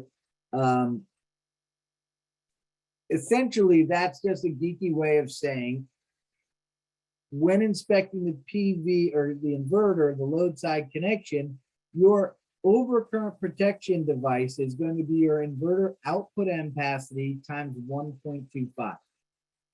And that is going to identify both your fault current, essentially your max system current, and it's going to help to identify the conductor you need to run to ensure that the breaker blows before the conductor burns. Coincidentally, that was 20 amps, and as you can see, the manufacturer has done their job correctly. This label is required. I'm going to get back to, don't worry, the backfeed and the 120% rule. Don't worry, I'm not really working. But this breaker, this label is required at the breaker, right? This is a photovoltaic backfeed. There's an additional label to this that says this overcurrent protection device must not be relocated, right? And that is specific to the area within the panel board that I can add that. One, I want everyone to know explicitly, this is a PV breaker. And then I also want them to know that it is backfeeding and should not be moved from this location. And that's specific to achieving that scientific thought process on the bus bar or exceeding the ampacity of the bus bar, which brings me to this slide. So you never want to exceed the ampacity of your bus bar, but the ampacity of your bus bar can be considered to be slightly above what it is rated to be based on the science associated with the 120% rule, or 705.12 B3 or B. But it is 705 D12. I think it's B3. Anyway, sorry. So essentially what's going on here, and just using a 100 amp breaker as the example, just to keep the math simple, but you have a 100 amp main breaker. And for the sake of this explanation, the panel bus bar is rated at 100 amps, so commensurate with the main service breaker. You can you can have 120% of that bus bar's ampacity on that bus bar, which means that you can backfeed up to 20 amps in the case of a 100 amp panel, right? So 100 amps times 120 is 120 amps. If my main service breaker is 100 amps, then I can backfeed no more than 20 amps. There are instances where maybe I derate that, right? If I derated that main breaker to 100 amps, or excuse me, to 75 amps, I can now backfeed 45 amps because I've gained 25 amps by derating my bus bar or my main service breaker. So essentially what it's doing is that is the door that allows energy through to my bus bar. It's saying I'm only allowing 75 occupants and that's it. And then the other door is coming from my PV side. And that's the door allowing amps into the party from my solar system. It says I can only allow 20. All right, you know what? Since they're only doing 75 at the front door, I can let 45 in back here. But at all times, I am limited to the 120%, or in this case, 120 amps being backed up. And there's a specific location for this. It must be the opposite breaker, the farthest breaker away from the main breaker as possible. So its location within the panel board is specific when the panel board exceeds 100%, but not 120%, because that's not allowed at all. When we exceed 100% of the bus bar within the 120%, we must ensure that the location of that breaker is completely opposite. And here is the science to that, right? If 100 amps or any amount of amps is coming up to the top, and in theory, all the breakers leading down are all load breakers. The 20 amps coming in from the bottom should be used up by load before it crosses over any amps coming up from above, right? Because electricity is going to take the path of least resistance. The amps coming in from your PV are going to jump to your first few loads that are drawing them and will not be pulling from the utility as opposed as a consideration because I'm providing it on site. It's only that time where I exceed the 20 amps that I could pull out of my inverter feed that I'm going to start adding utility power. Theoretically, right? You can't track an electron, but this is how I envision them all working. So now I've got loads being fed at the bottom of my panel from a feed at the bottom of the panel. I've got loads at the top of the panel being fed from a feed at the top of the panel. And at no point throughout that bus bar should I exceed 120%. Frankly, I probably wouldn't even exceed 100 in typical operation. And that's the design behind the science behind the design. Okay, so when the inverter is connected to the supply side of the service disconnecting means, and essentially that means I've jumped over my main breaker. I've either exceeded the amount of amps I want to put back onto that bus bar via the 120% rule, or, well, that's almost always the whole reason why we do it, right? It may be, that's probably the only reason, right? Keeping the explanation simple. I've likely got too much amperage for my bus bar integration. So I'm going to jump into a feeder cable situation or connect to that point of conductors between the utility grid and my main service conductor. I am still on the customer side of the utility meter, meaning it is still going to be measured power and power that's considerate to the home, not the utility. I thus, because I'm connecting there, have a greater potential that I'm mitigating against. I'm no longer protected by the main service breaker in that panel. I'm exposed to the 200 amps potential, essentially, or the utility potential. And because of that, I have a minimum service entrance conductor requirement of 60 amps per section 23042B. As such, that first component that I hit, irrespective of the amount of amps that I'm backfeeding through it, must be 60 amps or greater, right? So if I'm running 20 amps back, and say I have a 100 amp panel, they don't want to replace the panels, whatever the reason is, I'm going to do a line side tap, and I'm going to tap in that 20 amp circuit to the line between my meter and my main service disconnect. It must be 60 amps still, even though I'm putting 20 back through that circuit. And that is because of the potential at the utility side. It's not because of the potential at my system side. So that's a requirement. And this is one of the only other places where you can see that neutral and that ground actually bonded together here, because it's doing it and usurping or stepping over where it otherwise occurs in my panel. When we get into overcurrent protection device, and I'm going to combine two slides, one that occurs later here in life, you'll notice also that these conductors here are known as the line side conductors, and they are connected to the top side of this disconnect, which is disconnected from the breakers in the instance I throw that switch. Now that is key to both safe operation of this and safe functionality of this. The reason is, if I connect these conductors to these terminals, even when I disconnect the switch, because this is coming from the utility side with no breaker in front of it, it is energized.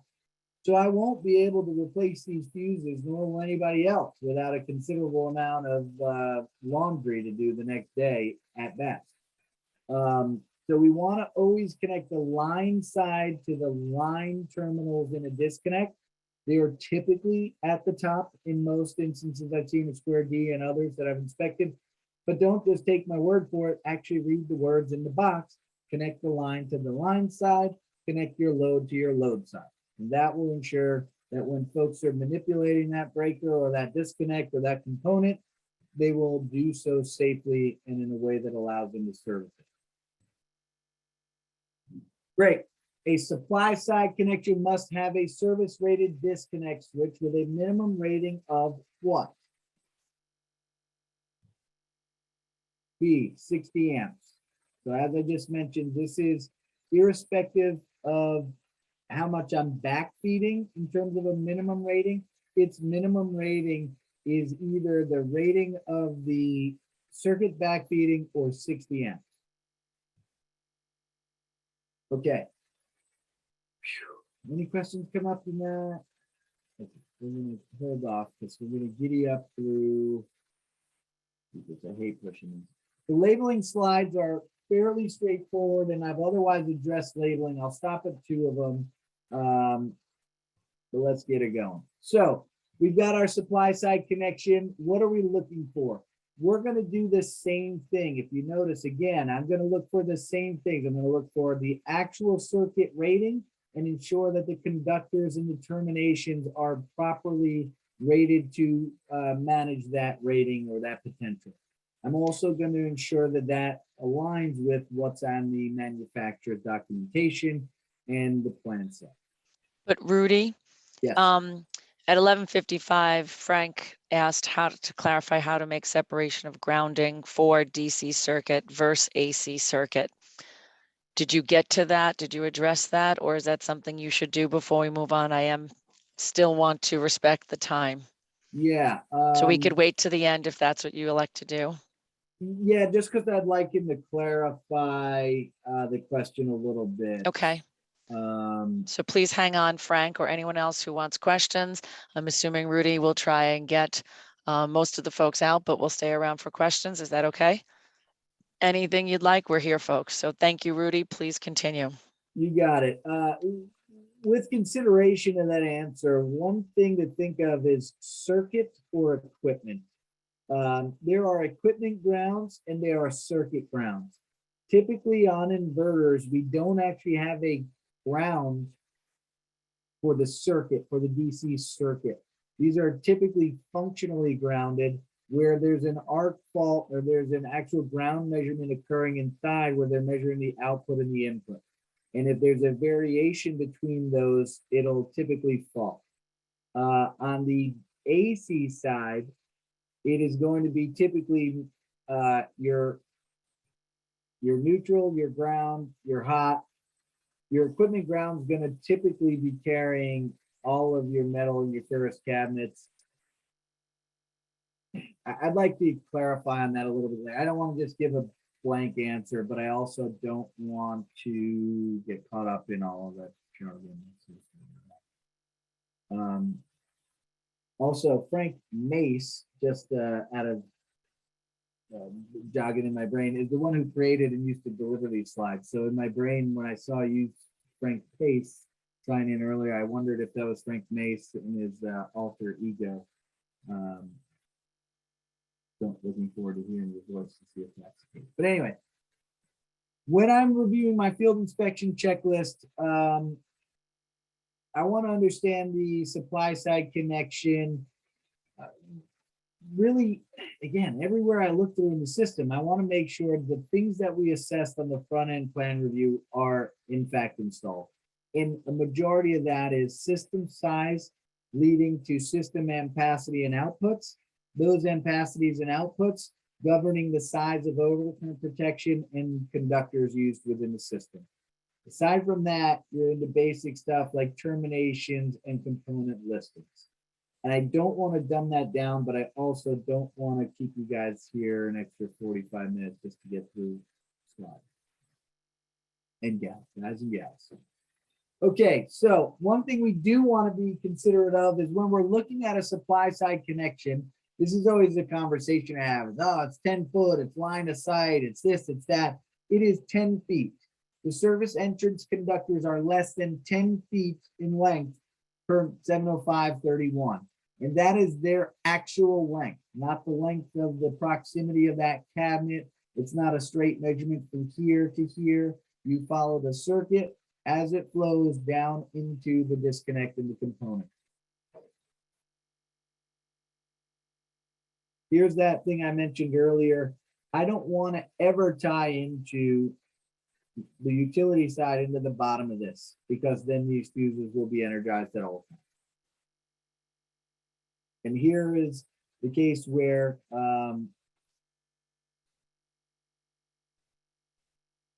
there's no all neutral and ground conductors don't get overcurrent protection. But in this case, the neutral is bonded to the enclosure and the bond circuit, in the ground circuit, sorry. Neutral and too many darn words on here. The neutral and the ground are bonded here for the sake of making that bond. Also bonded here is the conduit coming in as well as the conduit going out. This enclosure has built-in ground, and it looks like they've used irreversible splices to crimp together what looks like a repaired.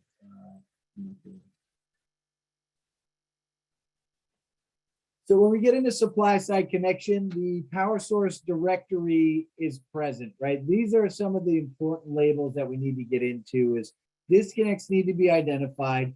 The flow of disconnects need to be identified. And if there's multiple systems, they need to identify which system or which sections of systems are disconnected when that switch is thrown. They also need to have the AC characteristics label present. Notice this says AC. The AC current is going to differ from the DC current, as are the voltage. They're going to be typical for your usual operating ranges. They're not otherwise going to be limited to your DC side of life.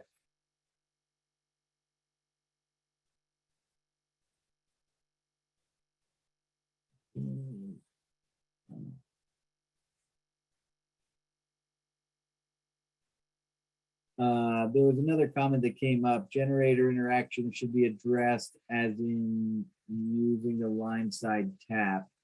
You typically never would use a line side tap, at least in my experience with a generator, because its whole intent is to manage critical loads. You're not otherwise trying to backfeed the grid with power to get dollars back. So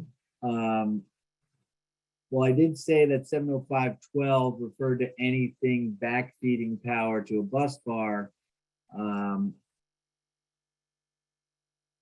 Solar should be oh, I see. So when a okay, if I'm assuming this correctly, when a generator is installed in a PV system, I believe you may, so there's a few answers coming up from Frank, questions coming up from Frank. I'm trying to follow them and at least eke out the question here. That is a good consideration. So when you do have a generator hooked up and or you have a generator hooked up and you have a PV system hooked up, they should be separate from each other. Your PV system actually will fault, it will die out. It will actually not operate properly because the generator sine wave is not clean enough. So there's a requirement, I believe in all the manufacturer listings as well, in the UL listing, for segregation between a generator and a PV system. So in the instance of a generator being supplied to a bus bar, it should,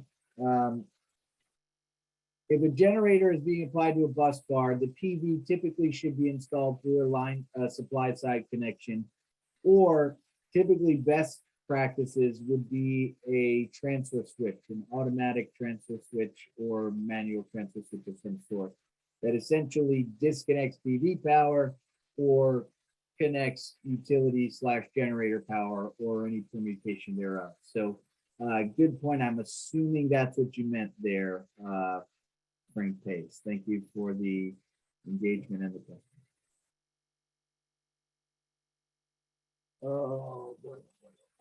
This while I do love questions, it definitely slows down the cadence of these slides, but I think that means you're getting more useful information hopefully out of them. So which of these options is not an accurate description of a PV system?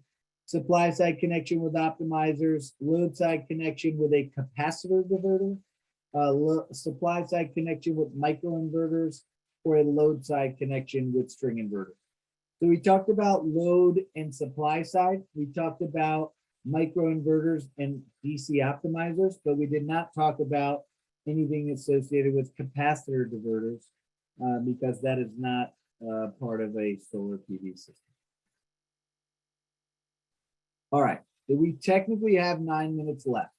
Labeling, I'm going to go over this one slide, and I'm going to identify the specifics for labeling because I'd like to jump into some of the details if I only have 9 minutes left for the inspection portion. So the real big details about material labels are materials and construction. We are exposed areas almost all the time, right? So if I'm on a rooftop, if I'm on an exposed southern facing wall, if I'm subject to UV or moisture, etc., I want my labels, or my labels are required to be able to maintain that exposure in that environment.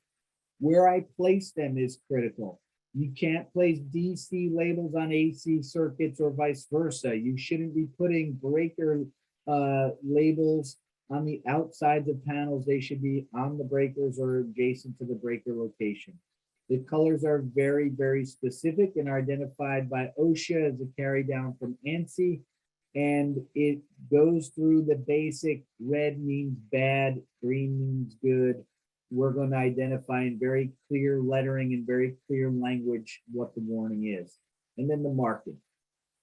Marking isn't applied to, isn't specific to the marks that we put on them in terms of the label detail. It's specific to my handwritten information. Labels shall not have handwritten information, and all information on the label shall be legible. It may be achieved, you may, I guess, handwrite using an engraver, but you cannot use pen or marker or long-lasting ink or something like this. You must use UV rated or exposure rated consideration. So some of the examples of labels are going to be our warning labels. These are typically manufacturer applied. These are field applied, and this identifies 1 or 2 disconnects, multiple disconnects, and possibly a directory associated with them as required by 705. For supply side connection, 232E requires directory of the location of each service disconnecting means. You see similar language in Article 69056. You could accomplish this by 2 ways, either like a drawing of proximity and maps, or a simple description, right? Quote, on inverter in electrical room, or you could actually give an arrow pointing to where that room may be. Photovoltaic AC versus photovoltaic DC disconnects, and warning shock hazards. These go on the box, and these identify on the DC side of things, or potentially in your inverter cabinet disconnect, that terminals on both line and load sides may be energized in the open position. Interactive system point of interconnection. So this is talking about this AC outputs at the AC disconnects. And there is a similar one that is for the DC, but source circuits. So a PV source circuit is the DC circuit leaving the array heading to the inverter.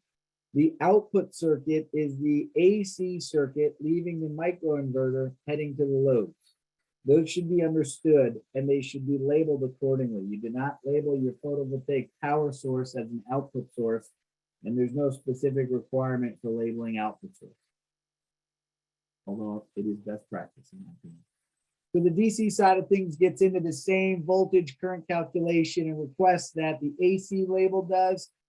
Just may be asking for different information specific to any charge controller DC to DC converter if installed. Typically, those power optimizers will have a nominal 0.9 amps output. That's what you may put here, or the combined rating of all of the optimizers in your circuit. Something you mentioned earlier. We talked through these earlier. It's identification of power sources and rapid shutdown requirements. Electrical shock hazard, and here's where these are the ones that need to be on your main breaker in your main panel. So essentially warning anybody getting in there that there's two sources of generation. DC disconnect. This one goes on the breaker when you've exceeded 100% of your bus bar, but have remained under your 120% limitation. And that identifies that this is your power your output for your PV system, and you must not relocate that overcurrent device. Okay. Which of these options does not describe a PV warning label? Red with white text, orange background with black text, orange and white background with black text, or green and white black background with black text. Well, the answer there is D. Green and white indicates something is good and that is not used for a PV warning label. Okay. Introduction to photo inspections is a much longer than 3-minute long set of work. The real gist of this is something that I think we've all learned in the last 2 years of the pandemic and quarantine and trying to achieve our jobs in a way that's reducing risk or exposure. So the gist here is essentially consider using technology, consider a process that maybe regiments the submittal requirements for signing off on your project and actually asking for your final inspection. And maybe do so in a way that requires them to give you some background information, 12 photos, 10 photos, whatever it is, 1,000 photos. There's an opportunity now using various technologies and softwares to achieve a very detailed photo inspection. I would highly recommend that this is an accoutrement to a field inspection process that you are already doing and just maybe is done on highly qualified installers that maybe achieve a 100% pass rating or some higher echelon of pass rating and can be trusted to provide the right information. So, what are some of the reasons to use photos to supplement inspections? Photos can tell if, how things were constructed and save an inspector time. Yes. Photos can improve inspector safety by reducing exposure to hazards, although not reducing spell check issues in slides. Photos can show you what's inside trenches and walls before they've been closed to reduce the number of trips to the site or reduce the number of assumptions that are being made on site. Or D, all of the above.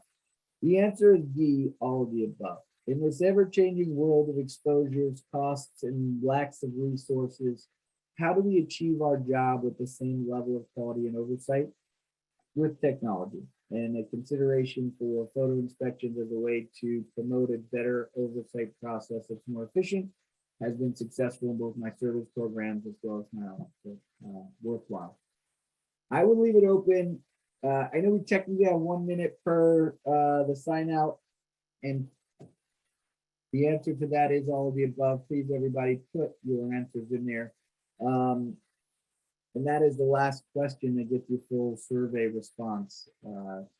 Anybody that has questions or would like to clarify through any of the points raised earlier, I'm happy to sit on the line and address, but also don't want to keep any hostages. I know it's your lunch hour.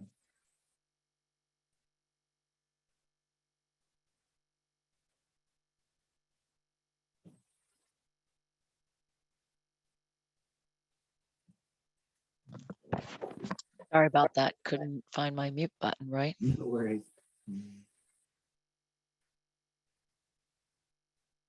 The slides, I believe, will be provided. So anybody who may have questions on module, or excuse me, on the inspection considerations, I think I addressed most of my concerns early on. These just maybe give some visual representation on all otherwise addressed earlier.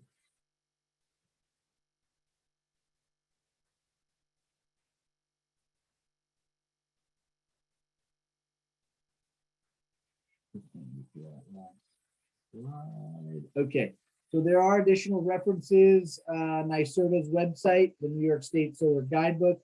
There are also quality assurance reference guides and other energy storage guides that you will find at NYSERDA's page.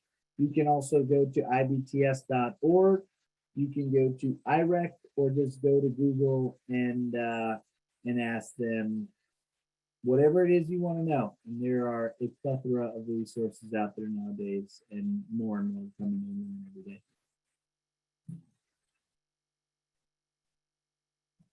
All right. I don't see a ton of questions coming up. No. Terrific. So, so the slide and presentation will be available on our website, orangecounty.gov/sustainability, orangecounty.gov.com/sustainability, excuse me. Those folks that still have questions, we can hang back, but in the interest of time, Rudy, is there anything else, or can we let these good people go? You all are free to go. I appreciate your time today. I live, as I mentioned, right in East Fishkill. My office is at the intersection of Peconic and 84. If you need my assistance, I am more than happy to follow up, answer any questions about this. As a representative of a not-for-profit working here in our area and a lifetime resident, I'd be happy to assist with it, whatever you all need. And Rudy, John Terry says what we all are thinking. Good class, and thank you very much. It was phenomenal. Very informative and delivered very well. I wish I had a little more time. There's a lot of good information in here, and I sort of done a good job with these slides. I just, whoever signed me up for 300 slides in 120 minutes did their math off a little bit. But hey, thank you all. I appreciate it, and be safe out there. And if anyone has any questions, you can take yourself off mute and ask him directly. It's probably easier. He could refer to a slide. So feel free to jump on in here. Also, don't feel obligated to sound. That's right. Go eat lunch. If you want to eat, go eat.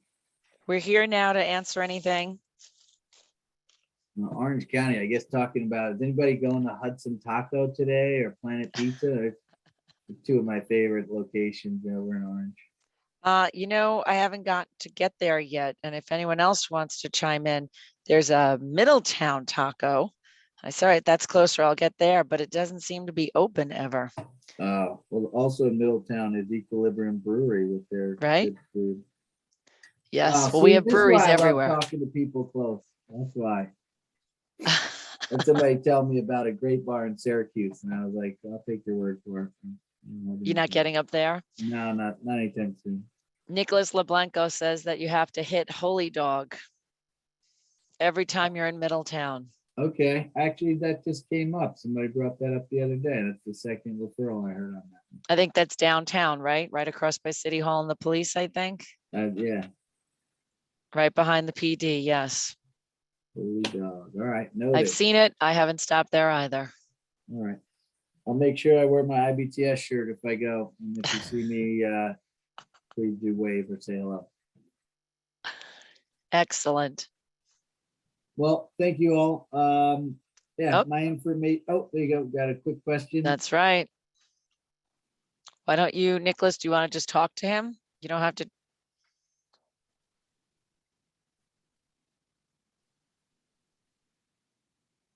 Recerning. Oh, this is a DOS question, I think. Got it. Yes. So and it's my first time too, Nicholas.